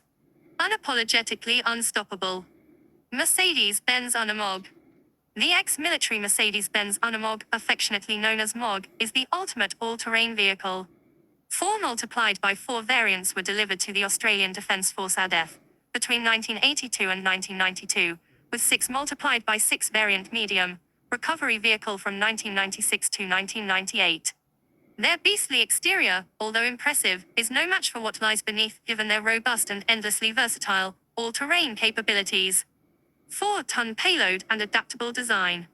Mercedes-Benz Unamog parts are easy to come by, and if you're handy on the tools, you're in luck. During the Unamog procurement process, the ADF was insistent on complexity reduction built vehicles, ensuring they were not so specialized they couldn't be commercially viable. Built to comply with stringent emission controls, braking and safety design regulations, and a prerequisite of high adaptability, including the cartage of mobile repair units and the ability to be airlifted. The diverse range of Unamogs can be kept original or modified your way from agricultural, construction, transport, salvage and recovery purposes to a camper conversion, food truck, soundstage, mobile pub and everything in between. Mercedes-Benz Unamog. The ex-military Mercedes-Benz Unamog, affectionately known as MOG, is the ultimate all-terrain vehicle. 4 multiplied by 4 variants were delivered to the Australian Defence Force ADF between 1982 and 1992, with 6 multiplied by 6 variant medium recovery vehicle from 1996 to 1998. Their beastly exterior, although impressive, is no match for what lies beneath given their robust and endlessly versatile, all-terrain capabilities. 4-ton payload and adaptable design. Mercedes-Benz Unamog parts are easy to come by, and if you're handy... Where they say that? Oh, the top. Gotta save that. So save that. Go to the new one. You'll talk again 'cause you're mad, Hector. Into me, Hector, you're mad.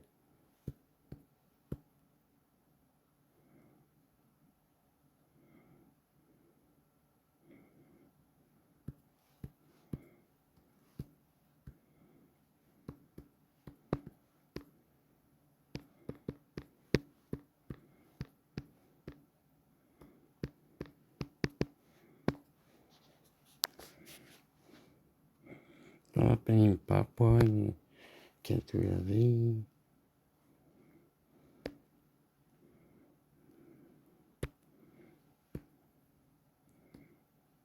More than a dozen soldiers detained as Indonesia's military investigates brutal torture video of Papuan man. ABC News.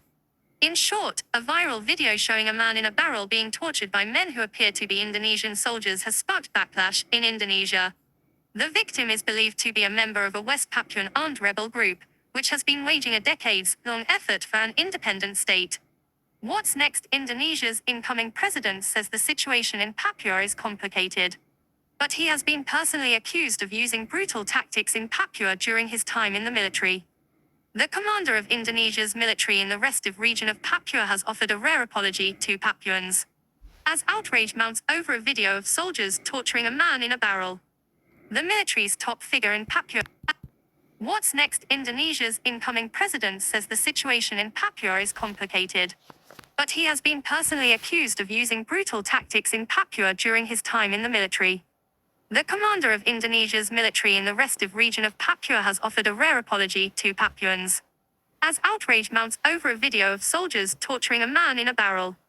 The military's top figure in Papua, Major General Isaac Panjmanan, says 13 military personnel have now been detained and more than 40 questioned as part of an ongoing investigation. We regret what happened. It shouldn't have happened, he said, describing the soldiers' actions as rogue and not representative of the Indonesian military's approach in Papua. We condemn this action. It's a violation of the law and it has tarnished the military's reputation, he said. We apologize too to all Papuans. The video emerged online last week and depicted a defenseless Papuan man being punched, kicked in the face and lacerated with a machete as he sat in a barrel of water that increasingly turned red.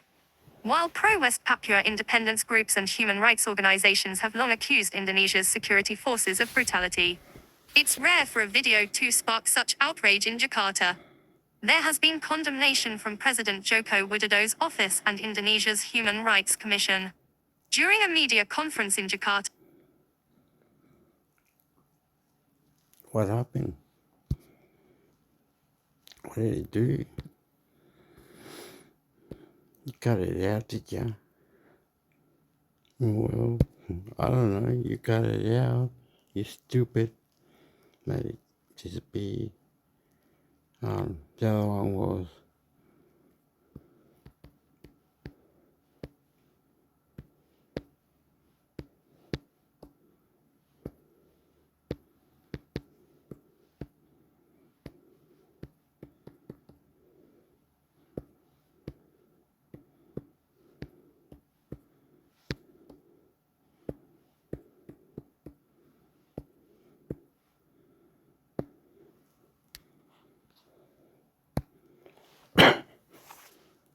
Oh, it's going to the app.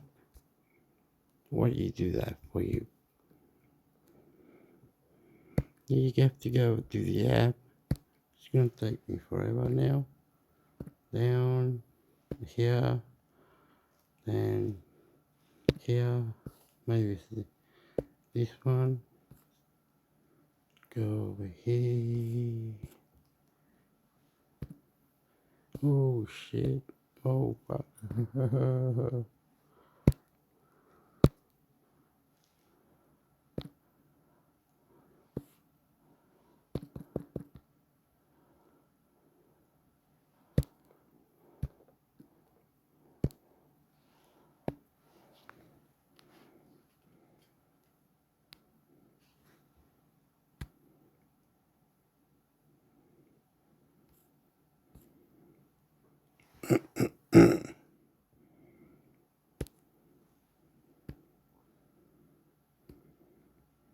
Northern Territory Australia Sales Military Money Australia Money Search.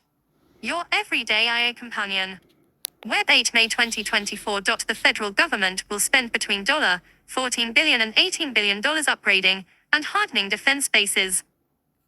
Web 15 May 2024. Christchurch, New Zealand, Australia will spend a record $55.7 billion US $36.8 billion on defense. Web 28 April 2021. Mr. Morrison unveiled the $747 million spending package on 4 key training bases during his visit to Darwin in the Web 27 April 2023. Critical defense bases in Northern Australia will receive a $3.80 billion upgrade over the next 4 years. The Web 26 July 2024. The projects scheduled for construction in 2024 and 2025 make Northern Australia the top overseas results near Fairy Meadow, New South Wales. Based on IP. Web 15 May 2024. Christchurch, your everyday IA companion. Web 8 May 2024. The federal government will spend between $14 billion and $18 billion upgrading and hardening defense bases. Web 15 May 2024. Christchurch, New Zealand, Australia will spend a record $55.7 billion US $36.8 billion on defense. Web 28 April 2021. Mr. Morrison unveiled the $747 million spending package on 4 key training bases during his visit to Darwin in the Web 27 April 2023. Critical defense bases in Northern Australia will receive a $3.80 billion upgrade over the next 4 years. The Web 26 July 2024. The projects scheduled for construction in 2024 and 2025 make Northern Australia the top overseas results near Fairy Meadow, New South Wales. Based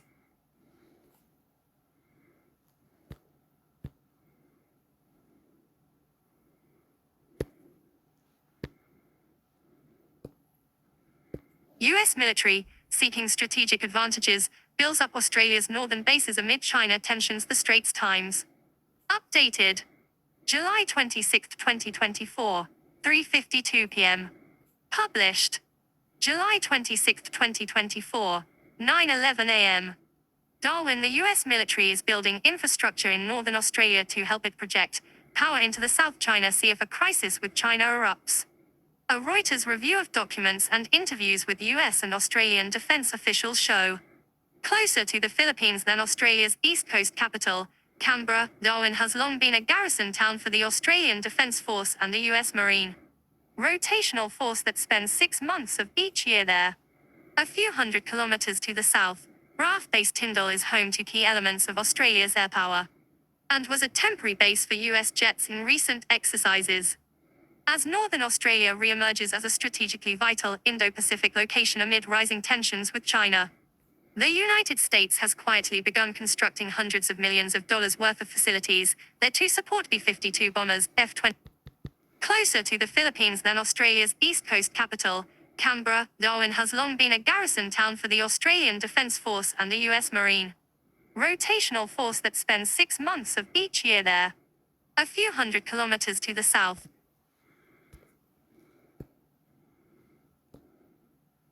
US military, seeking strategic advantages, builds up Australia's northern bases amid China tensions. The Straits Times. Updated. July 26, 2024. 3:52 p.m. Published. July 26, 2024. 9:11 a.m. Darwin. The US military is building infrastructure in northern Australia to help it project power into the South China Sea if a crisis with China erupts. A Reuters review of documents and interviews with US and Australian defense officials show. Closer to the Philippines than Australia's east coast capital, Canberra, Darwin has long been a garrison town for the Australian Defence Force and the US Marine rotational force that spends 6 months of each year there. A few hundred kilometres to the south, RAF Base Tyndall is home to key elements of Australia's air power and was a temporary base for US jets in recent exercises. As Northern Australia re-emerges as a strategically vital Indo-Pacific location amid rising tensions with China, the United States has quietly begun constructing hundreds of millions of dollars worth of facilities there to support B-52 bombers, F-22 stealth fighters, and refueling and transport aircraft, all part closer to the Philippines than Australia's east coast capital. US military, seeking strategic advantages, builds up Australia's northern bases amid China tensions, the Straits Times. Updated. July 26, 2024, 3:52 p.m. Published. July 26, 2024, 9:11 a.m. Darwin. The US military is building infrastructure in northern Australia to help it project power into the South China Sea if a crisis with China erupts. A Reuters review of documents and interviews with US and Australian defense officials show. Closer to the Philippines than Australia's east coast capital, Canberra, Darwin has long been a garrison town for the Australian Defence Force and the US Marine rotational force that spends 6 months of each year there. A few hundred kilometres to the south, RAF-based Tyndall is home to key elements of Australia's air power, and was a temporary base for US jets in recent exercises. As Northern Australia re-emerges as a strategically vital Indo-Pacific location amid rising tensions with China, the United States has quietly begun constructing hundreds of millions of dollars worth of facilities there to support B-52 bombers, F-22 stealth fighters, and refueling and transport aircraft, all part of a larger effort to distribute US forces around the region and make them less vulnerable. When you look at the positioning of Northern Australia, particularly Darwin, in relation to the region, it's always good to have multiple options in where you would want to put your forces in any type of crisis, said Colonel Brian Mulvihill, commanding officer of the US Marine Rotational Force. Tender documents show that intelligence briefing rooms, upgraded runways for bombers, warehouses, data centers and maintenance hangars are in the works. Massive fuel storage facilities are already built, officials told Reuters on a rare visit to the 2 northern bases. Get exclusive insights into Malaysia in Weekly Roundup. Yes, I would also like to receive SBH Media Groups. SBH Media Limited, its related corporations and affiliates as well as their agents and authorized service providers. Marketing and promotions. The projects scheduled for construction in 2024 and 2025 make Northern Australia the top overseas location for US Air Force and Navy construction spending. With more than $300 million $403 million set aside under the US congressional defense authorizations for those years. There is more on the horizon. The US Navy in June sought contractors for projects worth up to $2 billion to build wharves, runways, fuel storage and hangars in places including Australia's Cocos Islands and neighboring Papua New Guinea and Timor-Leste under a program to counter China.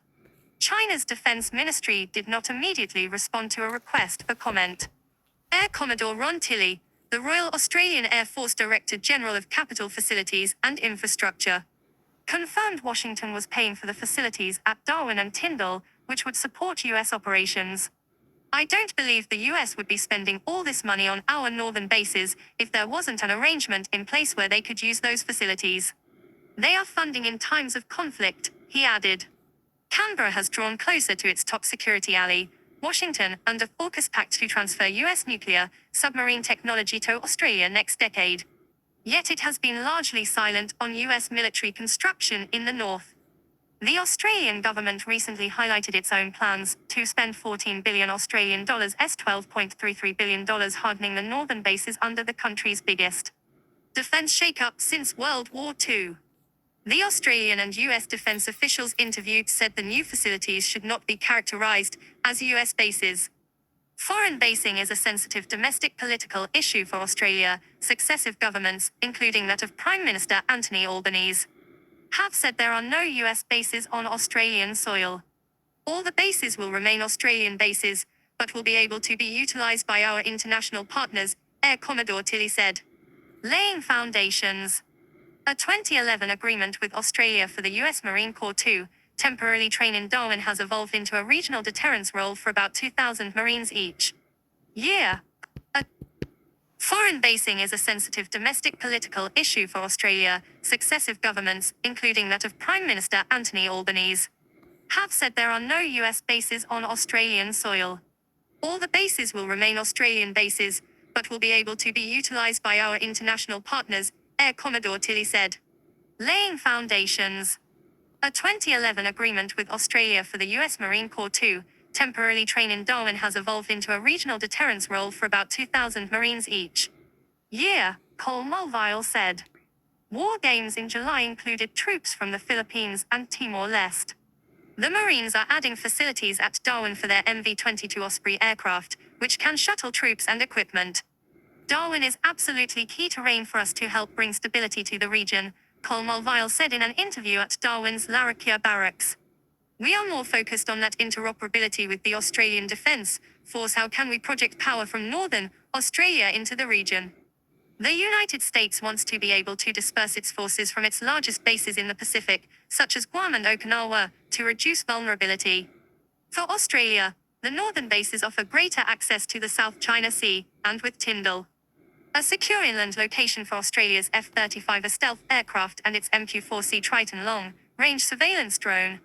A US F-22 Raptor squadron shared the facilities in July during exercise Pitch Black. Tyndall's location is vitally important, said RAF-based Tyndall Wing Commander Fiona Pierce, with greater reach into our near region. US tendered documents and engineering plans for Tyndall show parking and hangars for 6 B-52 bombers and refueling aircraft. Australia is spending $1.5 billion Australian dollars on Tyndall's redevelopment, and by July a new terminal control tower, hangars and accommodation for extra personnel were near completion. Separate US and Australian jet fuel stores sit side by side, and the tarmac is being dug up for the bomber expansion. Already a target. A third of residents in the sparsely populated Northern Territory are Indigenous Australians, although they make up just 10% of Darwin's population.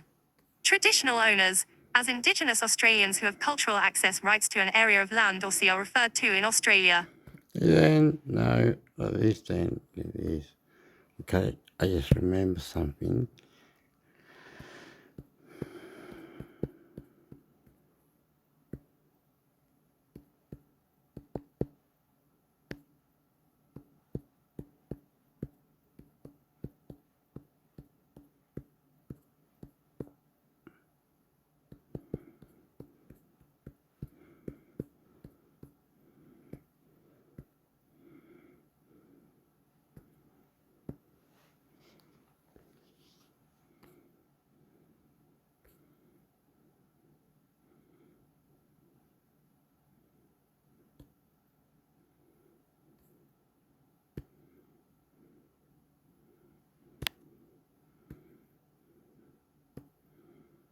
Aboriginal Tent Embassy, National Museum of Australia. Whoa.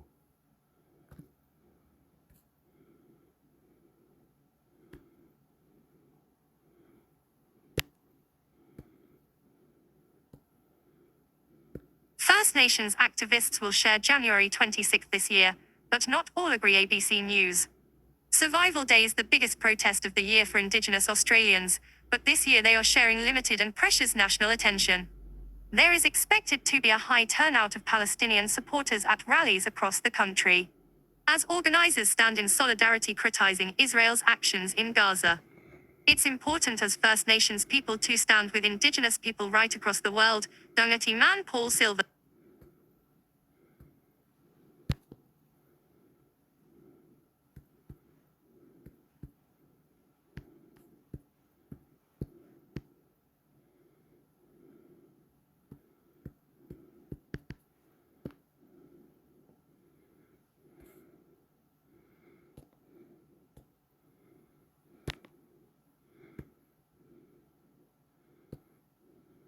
Venezuela's President Maduro moves Christmas to October 1st as he looks to move attention away from his disputed election win. Daily Mail Online.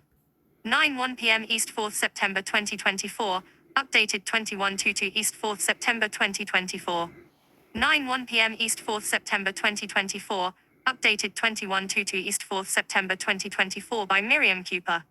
Venezuelan President Nicolas Maduro has moved Christmas to October 1st as he looks to move attention away from his disputed election win.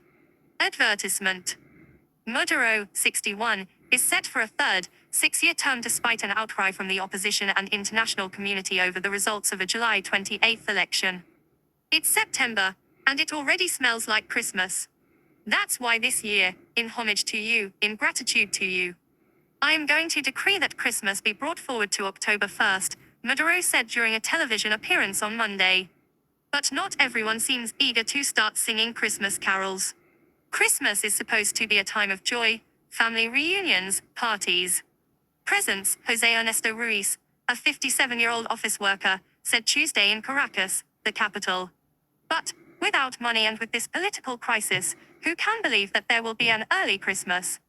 It is not the first time that Maduro has changed the date of Christmas since taking the reins of the Catholic majority country from Hugo Chavez in 2013.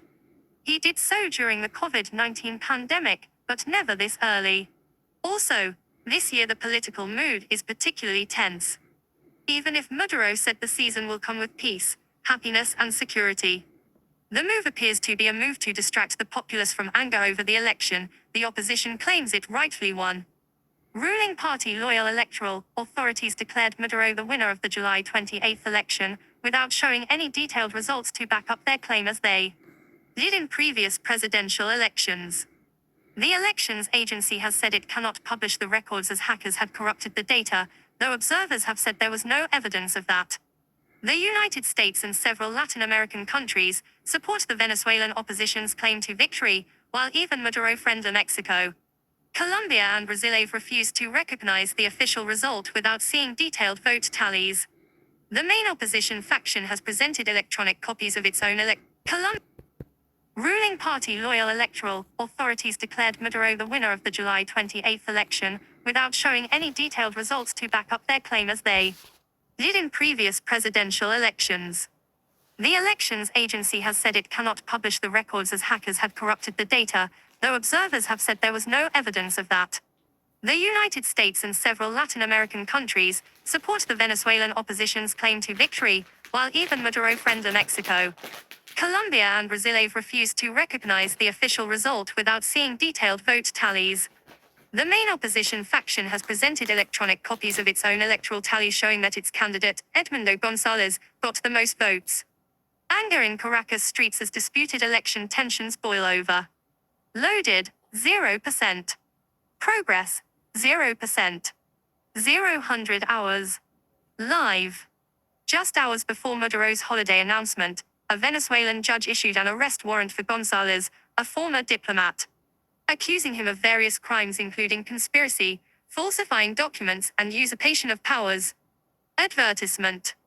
Nobody in this country is above the laws, the institutions, as this coward Edmundo Gonzalez Urrutia has tried to be, said Maduro. Protests against Maduro's proclamation erupted after the election, leaving 25 civilians and 2 soldiers dead. Nearly 200 people were injured. The government responded by arresting several people. More than 2,400 people, including journalists, politicians, and aid workers, have been arrested since then.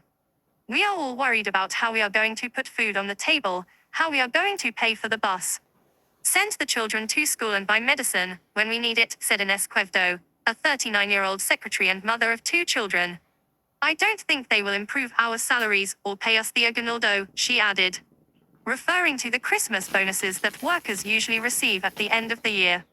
The minimum wage has not changed since 2022, 130 bolivars per month, or about $3.55. Workers also earn a monthly food assistance bonus of about $40, and those who have signed up for a system of government benefits get an additional $90.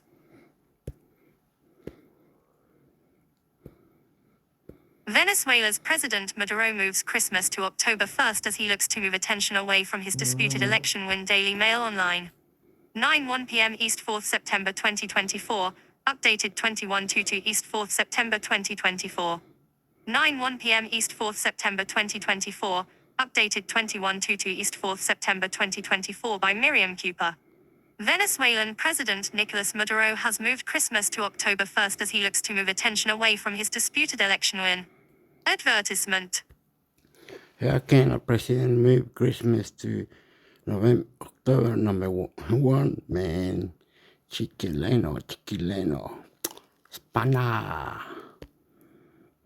Advertisement. Maduro, 61, is set for a third, 6-year term despite an outcry from the opposition and international community over the results of a July 28th election. It's September, and it already smells like Christmas. That's why this year, in homage to you, in gratitude to you. As you fuck it up. As you fuck it up. As you fuck it up. Don't get nervous. Bipolar. Schizophrenia. No more fuck it up. No more fuck it up. Bombero, Trio, Red Cross, organization, international, new, who lied? You.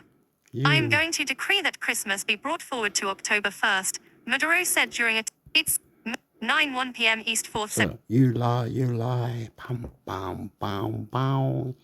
Wow, you lie, Chaco Chico. September 2024, updated 21:22 East 4th September 2024 by Miriam Cooper. Venezuelan President Nicolas Maduro has moved Christmas to October 1st as he looks to move attention away from his disputed election win. Advertisement. Maduro, 61, is set for a third, 6-year term despite an outcry from the opposition and international community over the results of a July 28th election. It's September, and it already smells like Christmas. That's why this year, in homage to you, in gratitude to you, I am going to decree that Christmas be brought forward to October 1st, Maduro said during a television appearance on Monday. But not everyone seems eager to start singing Christmas carols. Christmas is supposed to be a time of joy, family reunions, parties. Presents, Jose Ernesto Ruiz, a 57-year-old office worker, said Tuesday in Caracas, the capital. But, without money and with this political crisis, who can believe that there will be an early Christmas? It is not the first time that Maduro has changed the date of Christmas since taking the reins of the Catholic-majority country from Hugo Chavez in 2013. He did so during the COVID-19 pandemic, but never this early. Also, this year the political mood is particularly tense. Even if Maduro said the season will come with peace, happiness and security. The move appears to be a move to distract the populace from anger over the election. The opposition claims it rightfully won. Ruling party Loyal Electoral authorities declared Maduro the winner of the July 28th election, without showing any detailed results to back up their claim as they did in previous presidential elections.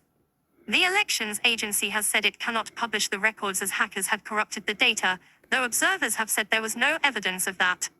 The United States and several Latin American countries support the Venezuelan opposition's claim to victory, while even Maduro-friendly Mexico, Colombia and Brazil have refused to recognize the official result without seeing detailed vote tallies.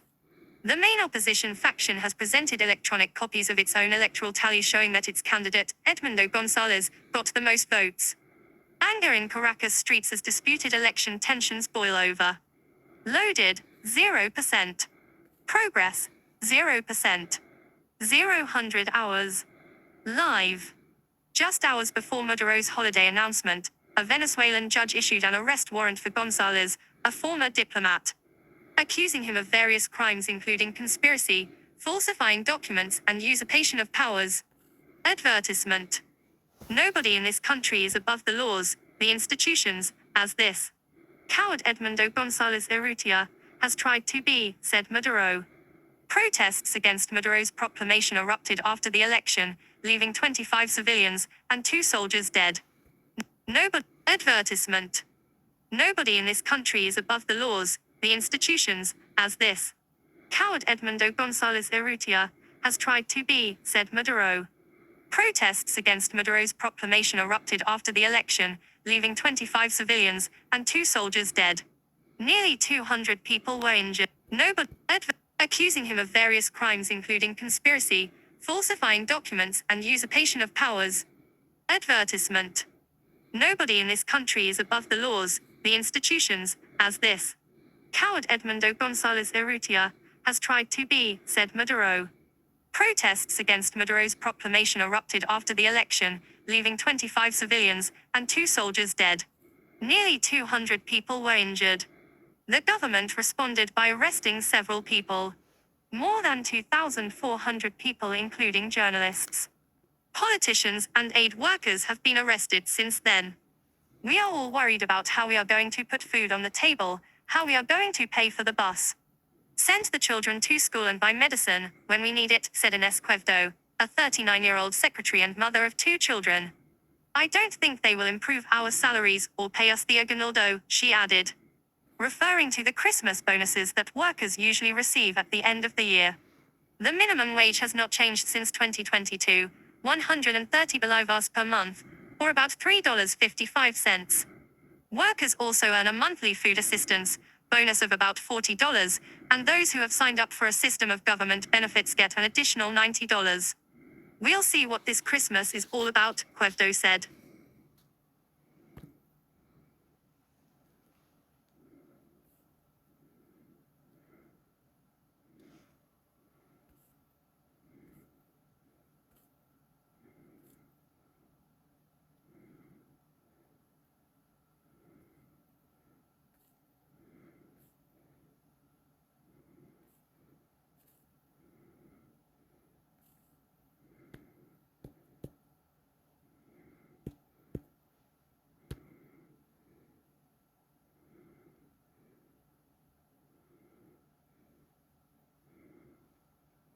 Do it.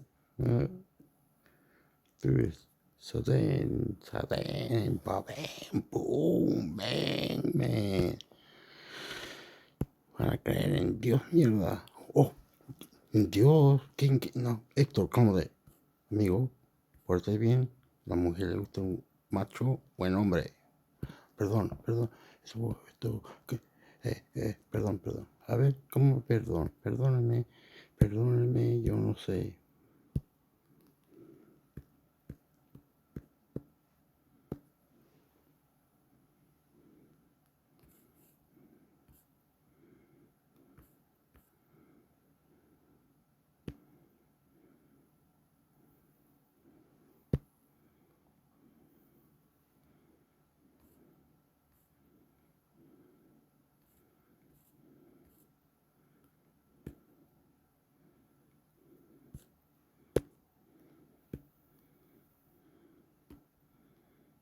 Arrest warrant issued for Venezuelan opposition leader, as US seizes Maduro's jet. This cookie notice explains how NBC Universal and its affiliates, NBC Universal or we, along with our partners, including advertisers and vendors, use cookies and similar tracking tech. Venezuela's newest president or a fugitive on the run, according to Nicolas Edmundo Gonzalez, Venezuela's newest president or a fugitive on the run, according to Nicolas Maduro and his allies. Criminal, asesino, terrorista. Gonzalez is a criminal. A new arrest warrant issued by the Public Ministry of Venezuela accuses Gonzalez of forging public documents, inciting disobedience, sabotaging computer systems, and attempting to usurp government functions.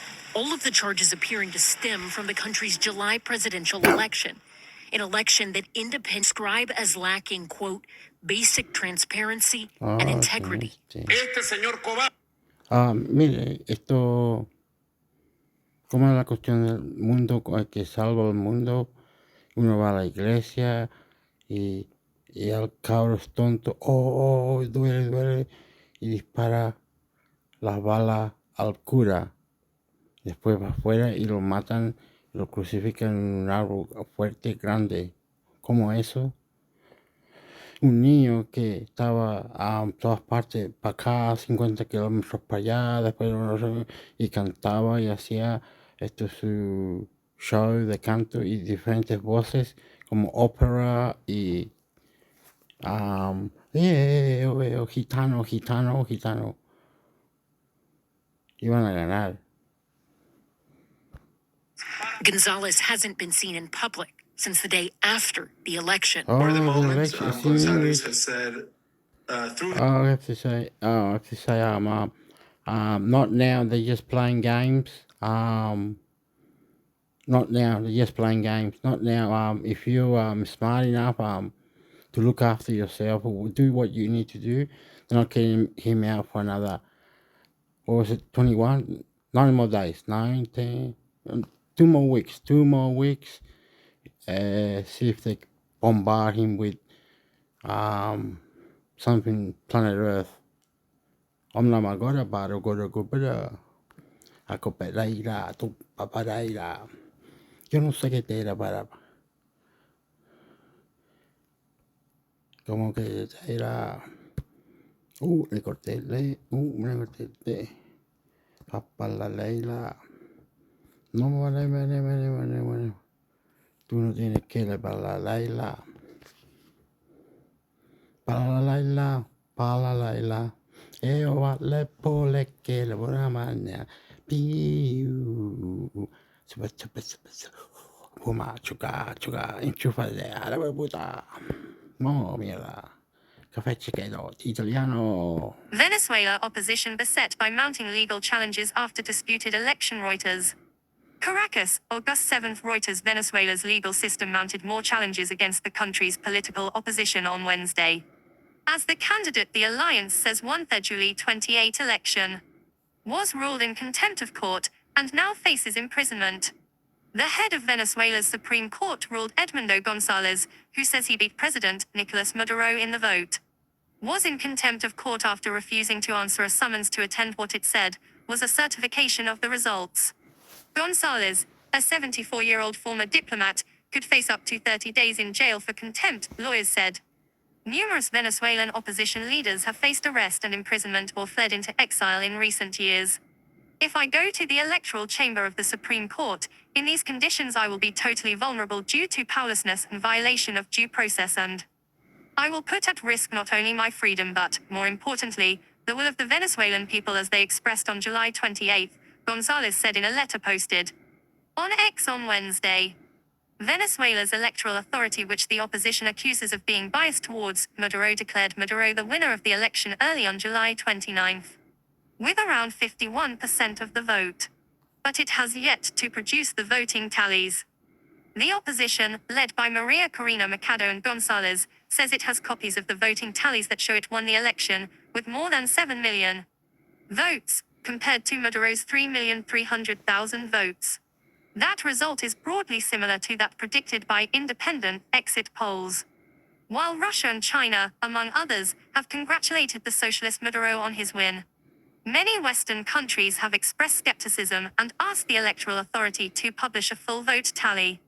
Chile's leftist President Gabriel Boric rejected Maduro's victory on Wednesday, saying he had no doubt Venezuela's government had committed fraud to hold on to power.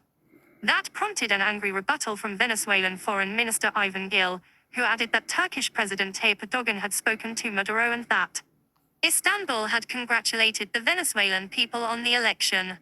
In a post on X, the Turkish presidency said Turkey will continue to support the dialogue. Chile's leftist President Gabriel Boric rejected Maduro's victory on Wednesday. Votes, compared to Maduro's 3,300,000 votes. That result is broadly similar to that predicted by independent exit polls.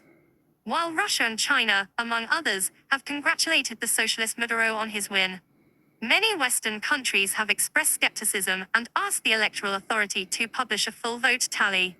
Chile's leftist President Gabriel Boric rejected Maduro's victory on Wednesday, saying he had no doubt Venezuela's government had committed fraud to hold on to power.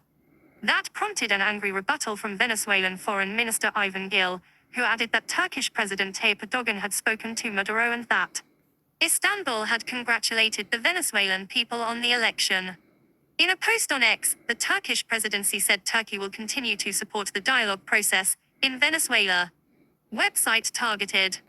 In another legal challenge to the opposition, top prosecutor Tarek Saab said he would open a criminal investigation into the publishers of a website showing election tallies collected by the opposition which suggest Gonzalez won by a landslide.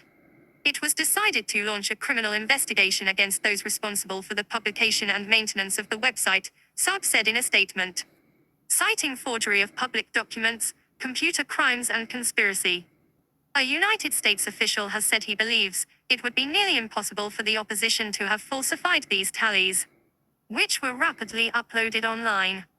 The disputed election led to a wave of anti-Maduro protests across Venezuela, and advocacy groups have raised alarms over security forces rounding up suspected protesters. Authorities say police are targeting people accused of committing violent crimes during the demonstrations. Late on Tuesday, Maria Oropesa, a coordinator for Machado's Vent Venezuela political movement, broadcast a raid on her home in Guana, in Portuguese state. Live on Instagram. The video appears to show security officers attempting to break down a metal grid at her home entrance and asking her to accompany them. Before the video cut to black, Oropesa could be heard asking to see a warrant. Oropesa's current whereabouts are unknown. Attorney General Saab has already launched a criminal probe against Mercado and Gonzalez for inciting security forces to break the law, after they published a joint letter calling for police and military. The video appears to show security officers attempting to break down a metal grid at her home entrance and asking her to accompany them. Before the video cut to black, Oropeza could be heard asking to see a warrant. Oropeza's current whereabouts are unknown. Attorney General Saab has already launched a criminal probe against Mercado and Gonzalez for inciting security forces to break the law, after they published a joint letter calling for police and military to stand with Venezuela's people. The Reuters Daily Briefing newsletter provides all the news you need to start your day. Sign up. Reporting by Vivian Sikora, Mela Armas and Daisy Buitrago, additional reporting by Kylie Madri, writing by Oliver Griffin and Sarah Morland, editing by Rosalba O'Brien and Stephen Coates. Our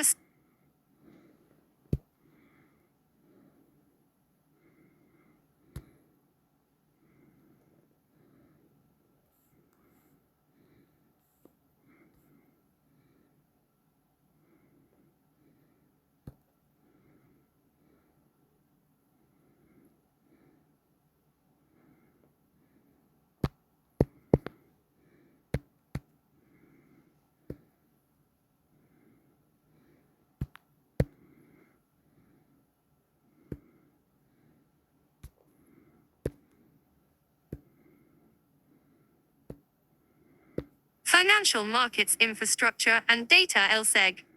Privacy Preference Center.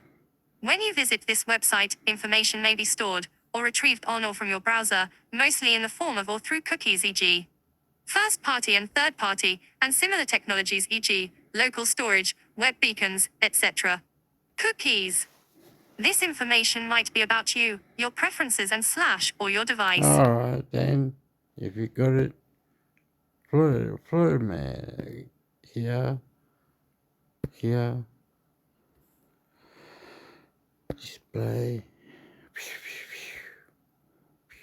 brightness, stream system.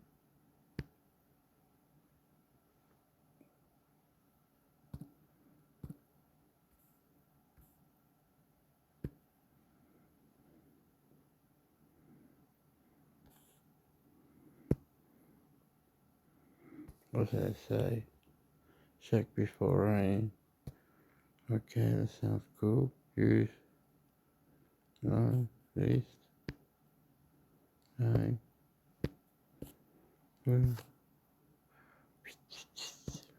So es clear the... Oh, es en este, está puesto. Do bloque. Do.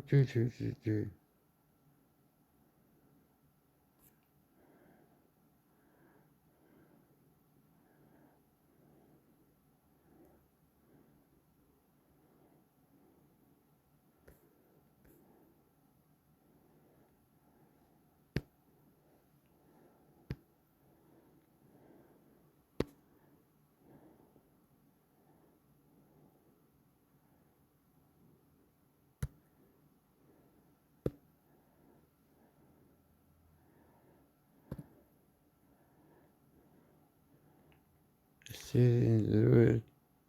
Why didn't you do it? Doesn't have it. Am I tripping out or what? Fuck, bro. This pie shit. Maybe shit. Oh, sorry. Oopa. Not that one then. Must be this one.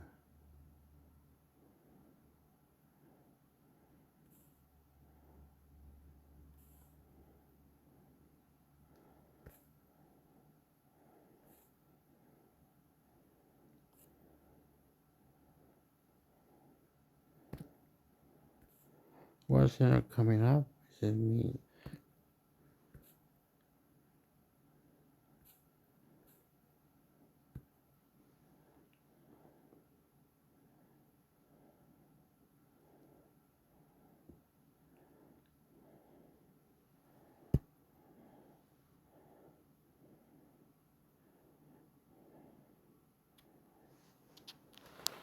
Always use. Not task. What's that mean? I don't know about that. Task or something. Okay.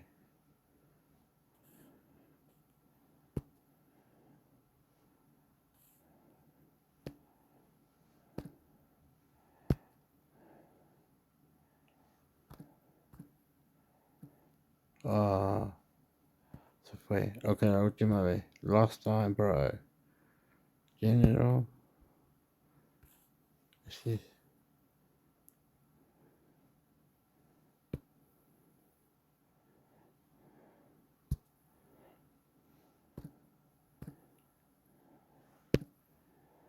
Se fue.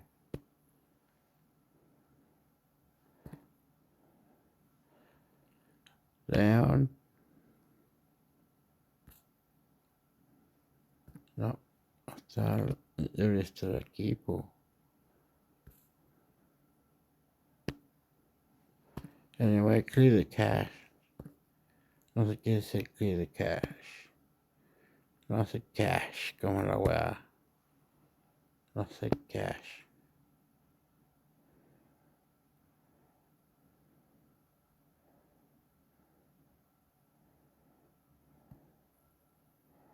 Ah, se lo saca para atrás. Y este. No. Y este. Y este. No, po. Y este.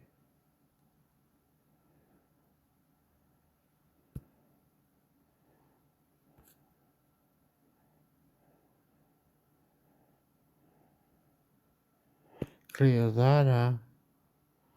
So,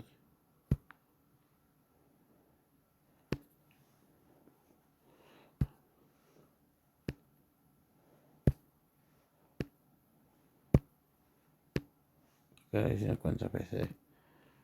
Clear data. Lo encontré. Clear data si ve. Clear data de bitch pack. Ahora tengo que ir a la otra. Sí. Concha, entra la concha. Entra la concha. Entra la concha. Entra la concha. Wow. Dun, dun, dun. Viva Chile. Gol, gol, gol, gol, gol, gol, gol, gol. Dios mío, ¿qué está pasando? Ah, nieve, ¿cierto?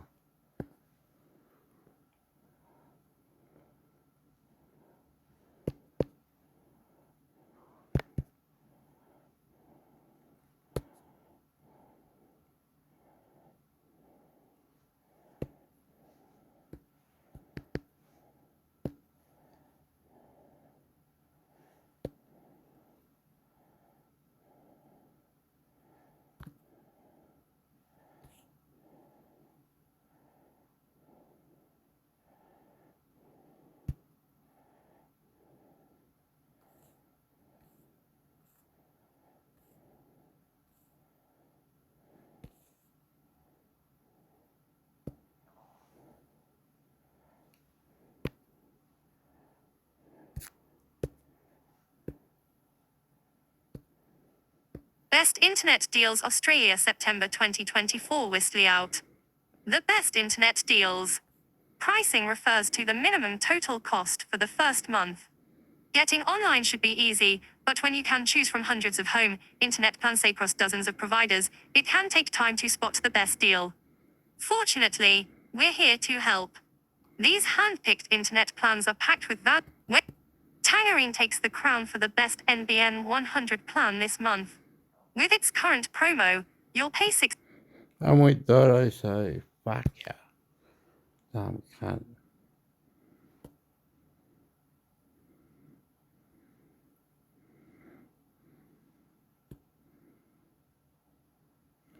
Oh yeah. 5G News Australia. Something. Dame la cosita. Dame la cosita. Tú eres bueno, carajo. Bueno, carajo. Abajo. Un buen comida, cocina, buenito. Eres bueno, un calao. No llores, Juan, no llores. I was gonna cry. Why put the pool light? No, po.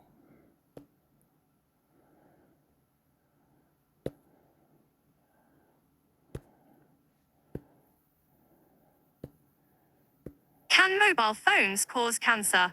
SBS News, SBS News. Watch. Can mobile phones cause cancer?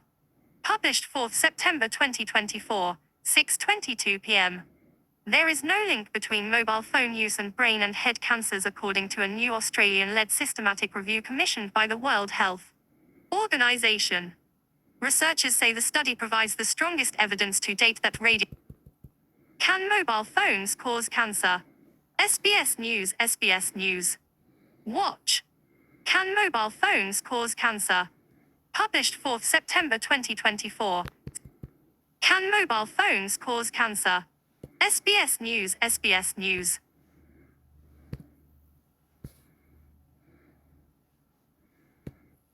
There is no link between mobile phone use and brain and head cancers. That's according to a new Australian-led systematic review commissioned by the World Health Organization.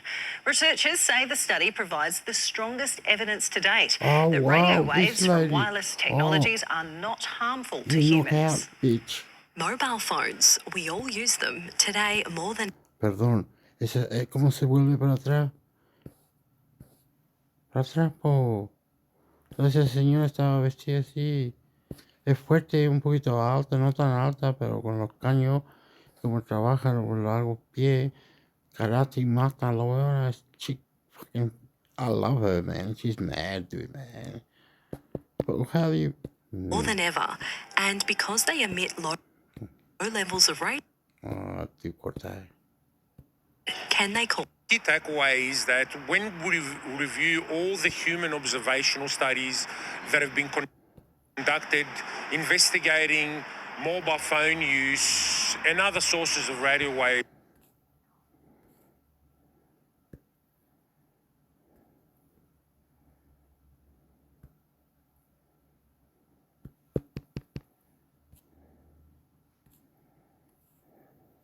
Okay, can you please pack the camera up and leave? Thank you. A pre-dawn Perth interview almost derailed. I'm sorry, Nat, I missed some of your questions, but I caught the end of it. As the government ploughs on with its sell to the west, managing interjections One at a time. over national security. Mike Burgess is a big boy. He can speak for himself, and he has. The spy chief seeking to clarify these comments about Palestinians who express support for Hamas. But if it's just rhetorical support, and they don't have an ideology or support for a violent extremism ideology, then that's not a problem.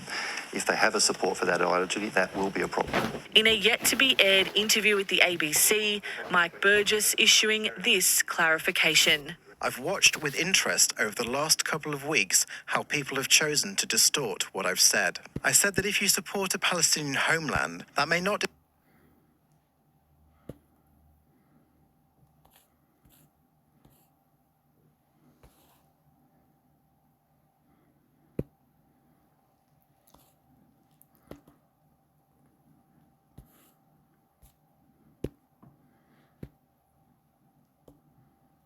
Planning to hit the Aussie sales. Here's what you should know, SBS News. What cost of living crisis?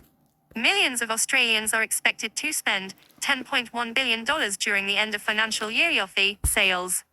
Many products, from cars and holiday packages to clothing and white goods, will be available at marked down prices over the next few weeks.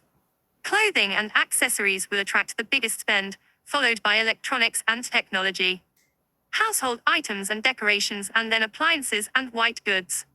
To put the estimated $10.1 billion Aussie spend in perspective, in 2023 Australians spent $361 billion on retail goods, with $63.6 billion of that spent online. With such high spending, consumers need to make informed decisions to maximize their savings and avoid pitfalls. Buyer beware. It is important to understand the return and exchange policies of the different retail stores. Most retailers allow shoppers who change their mind up to 30 days to return and receive a refund or exchange the product. Some may have shorter return periods or may not accept returns on sale items.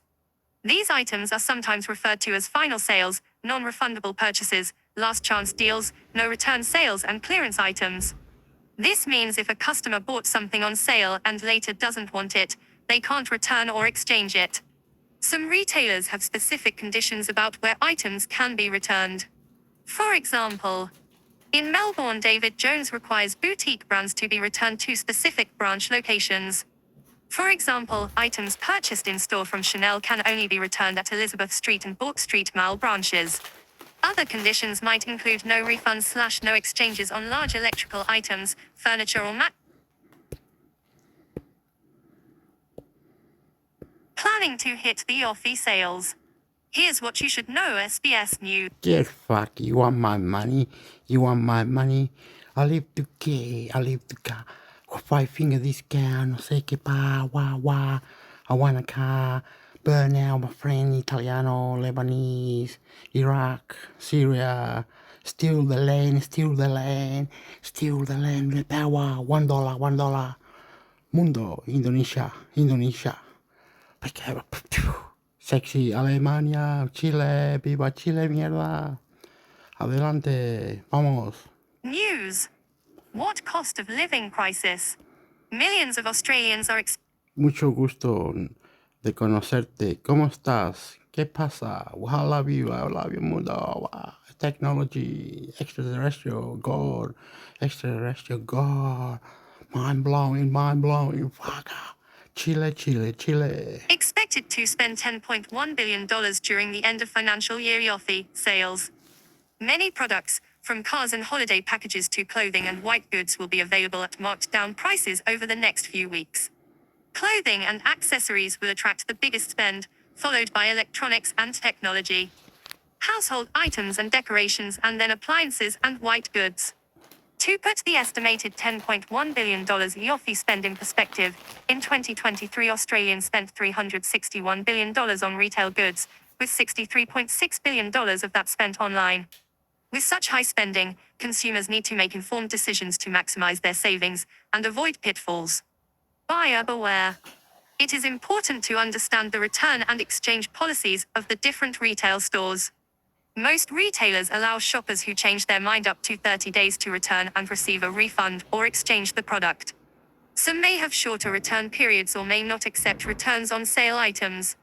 These items are sometimes referred to as final sales, non-refundable purchases, last chance deals, no return sales and clearance items. This means if a customer bought something on sale and later doesn't want it, they can't return or exchange it. Some retailers have specific conditions about where items can be returned. For example, in Melbourne, David Jones requires boutique brands to be returned to specific branch locations. For example, items purchased in store from Chanel can only be returned at Elizabeth Street and Bourke Street Mall branches. Other conditions might include no refunds / no exchanges on large electrical items, furniture or mattresses unless faulty or damaged. Or retailers may only offer in-store credit or charge a 25% restocking fee when a customer cancels an order for a large or bulky item. Many retailers, such as streetwear brand Culture Kings, also require a payment if the return process involves shipping. As well as these conditions, retailers require any returned items to be in their original condition and sometimes their original packaging.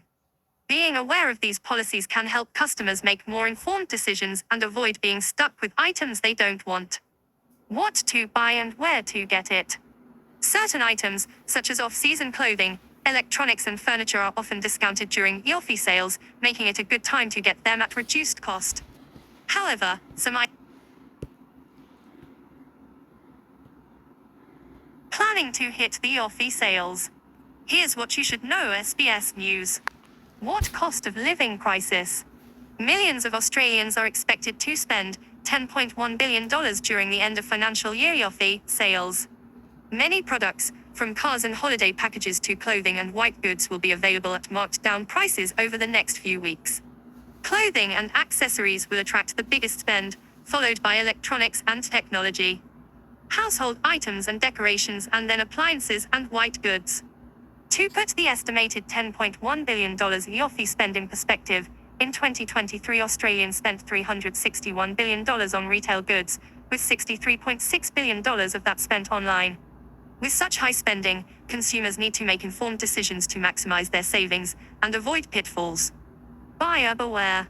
It is important to understand the return and exchange policies of the different retail stores. Most retailers allow shoppers who change their mind up to 30 days to return and receive a refund or exchange the product. Some may have shorter return periods or may not accept returns on sale items. These items are sometimes referred to as final sales, non-refundable purchases, last chance deals, no return sales, and clearance items. This means if a customer bought something on sale and later doesn't want it, they can't return or exchange it. Some retailers have specific conditions about where items can be returned. For example, in Melbourne, David Jones requires boutique brands to be returned to specific branch locations.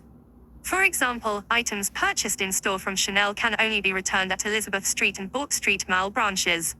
Other conditions might include no refunds / no exchanges on large electrical items, furniture or mattresses unless faulty or damaged. Or retailers may only offer in-store credit or charge a 25% restocking fee when a customer cancels an order for a large or bulky item. Many retailers, such as streetwear brand Culture Kings, also require a payment if the return process involves shipping. As well as these conditions, retailers require any returned items to be in their original condition and sometimes their original packaging. Being aware of these policies can help customers make more informed decisions and avoid being stuck with items they don't want. What to buy and where to get it. Certain items, such as off-season clothing, electronics and furniture are often discounted during EOFI sales, making it a good time to get them at reduced cost. However, some items, like the latest PlayStation or newest smartphone, may not be as heavily discounted and might be better bought at other times of the year.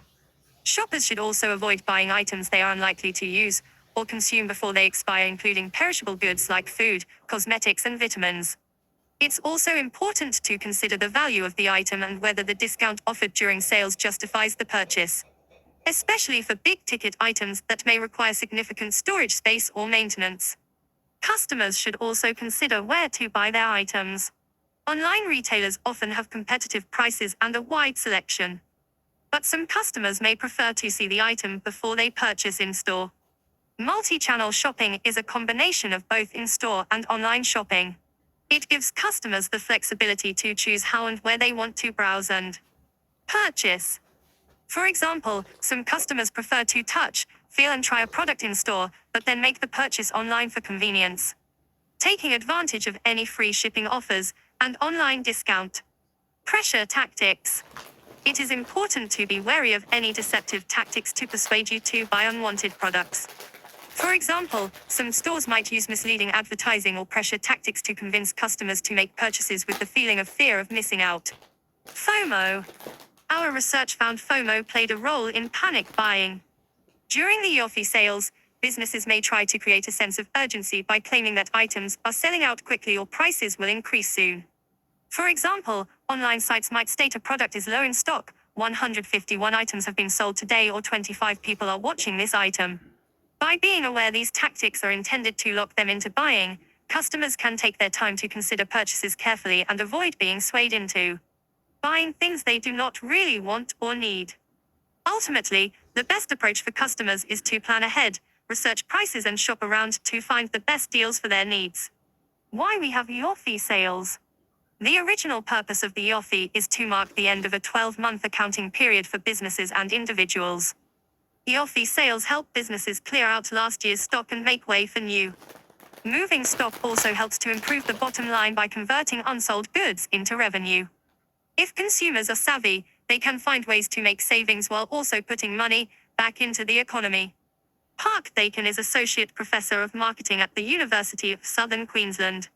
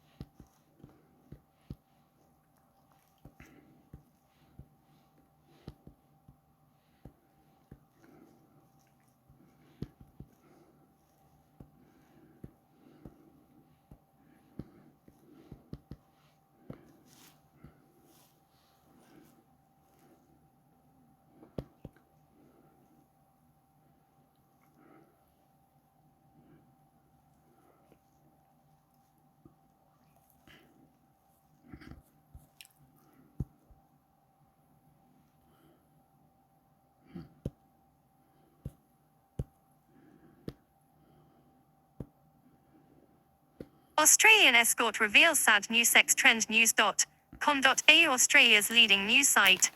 Mickey Daniels has worked as a high-class escort for over a decade, but there's one part of her job that no one believes. MS Daniels, 29, said that she doesn't sleep with as many clients as you'd think. In fact, she attributes male loneliness to the reason why. No one would believe it, but I'm not sleeping with, like, 80% of my clients. I have lots of bookings where men tell me they don't want to have intercourse and just want to spend time doing other things, she explained. Spending time with MS Daniels isn't cheap, but men are willing to pay $1,300 per hour to speak with someone. A lot of men are afraid to be who they are, even in relationships with their wives or girlfriends. I don't think the majority of men are comfortable in their own skin due to the pressures of society these days, she told news.com.au. Therefore, they seek comfort in an escort who won't judge them and will accept them for who they are, as that's what we do.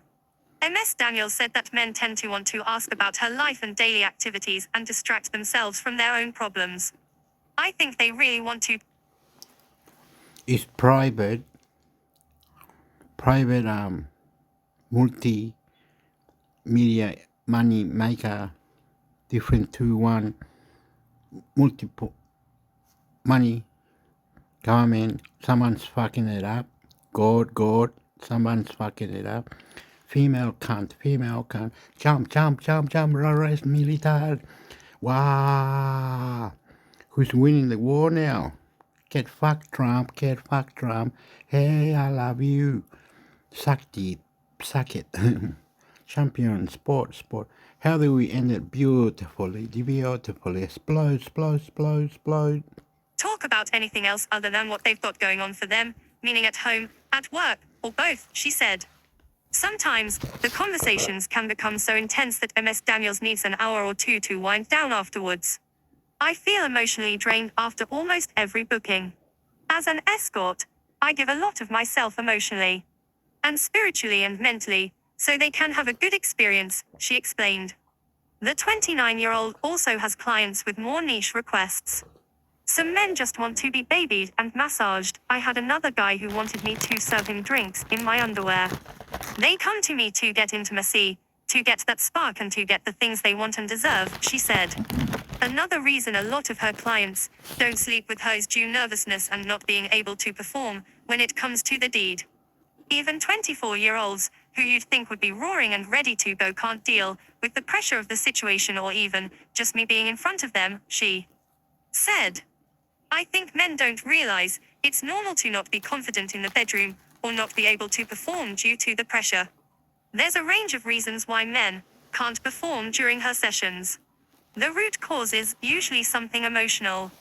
If a man is going through a divorce, breakup, or a difficult time at work. I've been in this industry for a decade, and I've seen it all. I would never make anybody feel less than just because they aren't able to have sex with me. I can still satisfy them and service them, she said.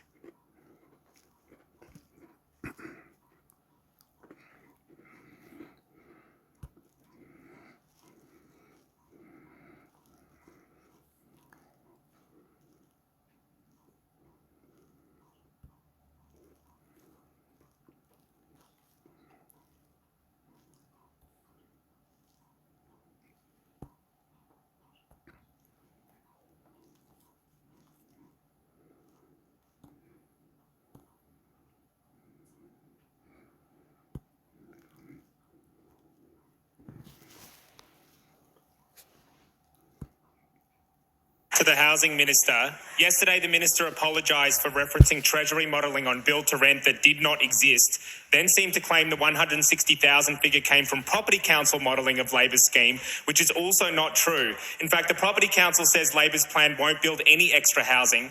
Experts say build to rent overseas sees big corporate landlords use rent maximisation strategies by algorithmically coordinating rent hikes and keeping properties vacant to drive up rents. Why does Labor want to give money to developers to hurt renters and drive up rents? Order. The House comes to order. We'll hear from the Minister for Housing and the Minister for Homelessness. Thank you, Speaker. And I have to say, I'm not surprised by the nature of that question. I mean, doesn't it say it all? Questions like this are not going to help us build a single new home for a single person in our country. And I want the Parliament to really hear this. Labor has a $32 billion Homes for Australians plan that we are implementing. And when we think about what we are doing in this policy space, we're thinking about these childcare workers who are sitting up in the gallery here. Those are the people that have every entitlement to deserve. Okay, they're gonna look after the pensioners, one on drugs, homeless, people can't buy houses. United States, we're buying something off you. We're borrowing money. We're borrowing. We're giving you $1 every 2 hours. What do you call it? Yeah, take whatever. Whatever. Fuck it. You win. You win. You win. Who cares? Who fucking cares, bro? Oh, you go back here. Back here.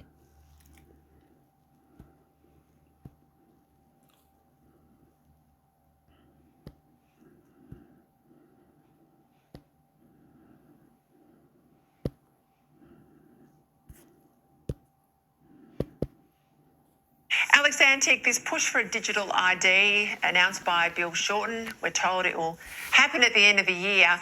I remember that COVID app that came out from the Morrison government, cost us about $70 million, had about 2 men and a dog take it up. It was an absolute shocker. I'm not so confident the government's going to get this right. I'm worried about my information. What do you think? Yeah, well, Peter, you should be worried about your information. We all should be. I mean, there's a number of different layers to this. The first one is this Digital ID Act that was passed earlier in the year is setting up the framework for a digital surveillance state in this country. And it wasn't that long ago in the 80s when people were marching the streets about the Australia card. Well, we've now seen the Australia card in digital form on steroids roll out, and many of us who opposed that bill going through made the warning that this would become mandatory very quickly, and the Act says it doesn't, but this will creep into our everyday lives, and within months, the Albanese government is rolling out a new version of the same thing. So that's the first thing. People being tracked is the first thing. The second thing I'd say is I have no confidence in governments being able to keep our data safe. I mean, the private sector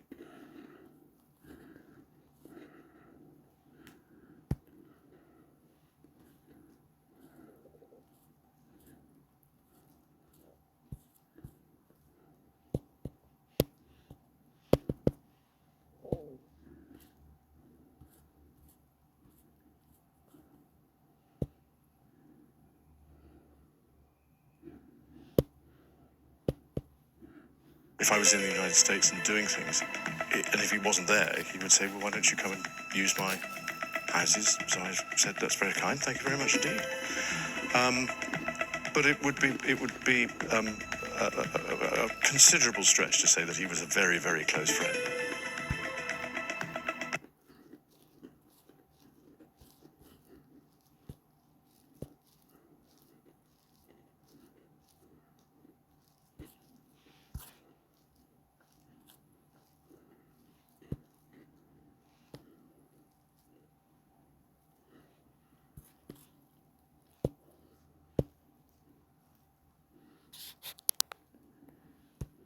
Get all those. He wouldn't win. Not Father of the Year. He wouldn't win Australia of the Year for turning your life around. Who? Jimmy Barnes? Yeah, no, well, he has turned it around. He has. That's incredible. I mean, I love Jimmy. You know how much I love Jimmy. But I Not Father of the Year. Did he actually win? Last year was Hamish Blake. I get you make your kid's birthday cake on Instagram, but there's a dad out there whose wife has passed away that he's working morning and night, picking the kids up in between, taking them to sport. Yeah. There's always you make celebrities. Lego on TV, you're not Father of the Year. Tony Bennett's coming to dinner. I have to make sure the floors are perfect and the house is clean. If I were to ask you... Yeah, we have a cast group chat, and the name of it is Bird. And I don't know why or how, but the name of the chat is just Bird. Who sends the best memes in the group? Yeah, but Botox, you just... Can't you get some Botox to get rid of that snort? That's part of me. HelloNews.com.au. Caleb is back in effect. Season Big week for Sydney's 2-day FM breakfast team. What have they just announced? Felicity. They're formed a throuple. Yeah.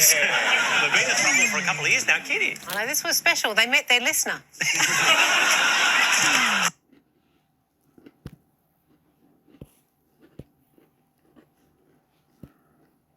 I'm actually waking myself up. You were falling asleep in the car? Yeah, on the way to work. Driving? Of course, driving. All right, I won't tell the police. Your secret's safe with me. I haven't done anything yet.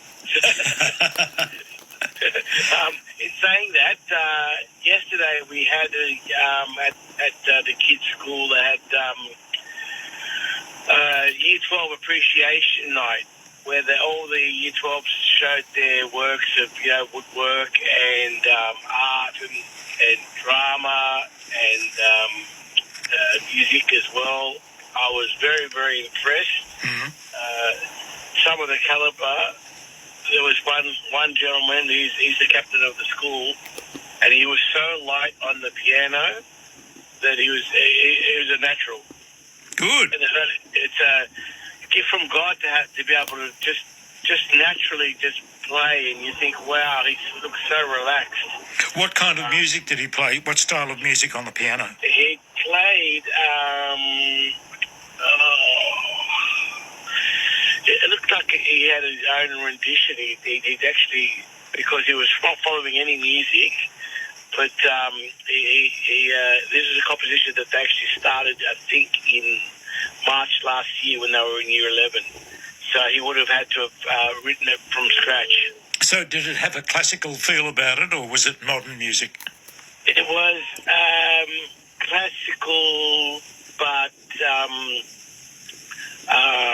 you know how sometimes when you play the piano, or they play the piano, they're able to put in the actual words as music, if that makes sense. Like they actually follow the tune perfectly. Mm-hmm. So if you were singing a song, they would incorporate the bass with the actual pitch of the actual person that needs to sing that particular word in the actual piano. Mm-hmm. It was like that. It was amazing. It was really lovely. Then there was another one who did do classical, and she won the award for music. But I don't know, she felt a bit either strained in it. I don't know, I could tell this by the playing, but it was amazing just to see the difference. She was more technical. She was following music, because I'm not sure what she was playing, but she was playing something that was quite difficult. But he just seemed so at peace with the piano. It was amazing to see. But she won, and God love her, she deserved it. But that guy playing the piano was for me, was very, very talented. Yeah. So that's that one. And then there was an actor, the name of Isabella, and she was like you see your normal actors on stage. She was like above that, like way above that. And I thought, wow. So I'll be looking forward to seeing if she does anything. Her surname was sort of she may have been Austrian or Austrian descent, because she had that, the O with the two dots in it. Oh yes. Yeah, so that sort of accent in the name. It started with a K. K, O, and then an L, and then the O with the two dots. Yeah. And then an R at the end, I think, something like that. But she was amazing. She was really good. So that was good too. But then some of the woodwork that the students did, you could see there was love in it, and there was hours and hours of work in it. And one of them was a beauty table. Like it was like a what do they call those things? Like vanity table, like with the mirror and everything, all handcrafted. You'll never see that here, and that was sort of broke my heart, because they made so much effort in it. And one guy said, I spent $800 worth of timber to create what I created. What was it he created? I didn't pick up what it was. Oh, the first one was a vanity table. The ones for for the women that have put their makeup on. Oh, a vanity case, yes. Yeah, vanity case, yes, but it was a table. Yeah. A big table. And then the other gentleman, he had a TV stand, one where it holds one of the flat screen TVs. But the amount of work that was in the actual detail, including, I'm not sure if you're aware, like dovetail joints, for example, for the drawers. There's special joints to actually do and create by hand. And you could tell it was just so much passion and love in that job, because you could see the way the timbers were put together, the way they were notched in manually. It wasn't much of the there wasn't much of electronics in it, or it was really crafted by hand. And another gentleman had a wine rack, and then another gentleman had like a small buffet and hutch. When you think, wow, this is something you keep and you pass on to your kids, you know what I mean? Because it was so much, you couldn't, I'd sell it, but for him to make another one, it was going to take him, maybe it was going to take him almost a year. And that was to actually get all the concept, put it on actually design it, because it was an original piece. Wow. Unbelievable. I've never seen anything like that, to be really honest with you. And I suppose the only time you would have seen it would have been in old England times, you know what I mean, where they actually handcrafted everything. Yeah.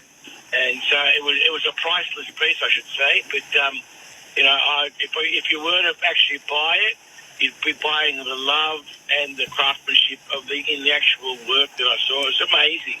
So I was very, very proud to see what we actually can do here. But shamefully enough, you buy the same TV table for maybe $400. The gentleman said he spent $800 worth just the timber, and then you got your love and the passion. It's got to be worth over $2,000. Incredible. There are some amazingly talented people in this country, and very innovative as well. I was very, very happy to see it, and it sort of took the dust off my brain for a bit, because we always go into work, home. This was just a lovely change of actually going to a school and seeing what was on offer. Yeah, it was lovely. Anyway, Lovely. That's it from me. Thank you, Sam. Have a lovely weekend, everybody, and yes. We'll talk again next week. Thank you, Sam. Thank you, bye-bye. Okay. Lots of famous people having a birthday today, not the least of which would have to be Raquel Welch, born on this day in 1940, which would make her about 84 years old today. A long, cool woman in a black dress.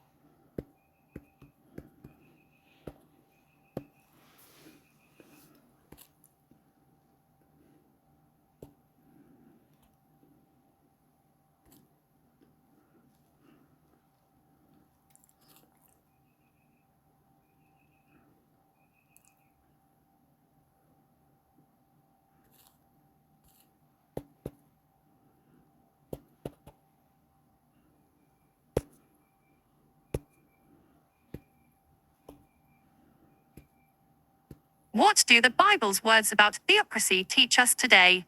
Topical studies. You can define a theocracy in two ways. In one way, a theocracy is a government where God's laws directly dictate the rules and governance. The term theocracy literally means the rule of God. In this type of government, the leaders submit themselves to God's laws and govern based on those laws. The word theocracy can also mean the pretense of divine rule. In this structure, the people may see the leader as having divine authority. The rulers in this type of government may say they rule by divine influence, but you often discover their leadership can be more self-serving. As you read through this article, unless noted when I mention theocracy, I am referring to governing or leading according to God's laws.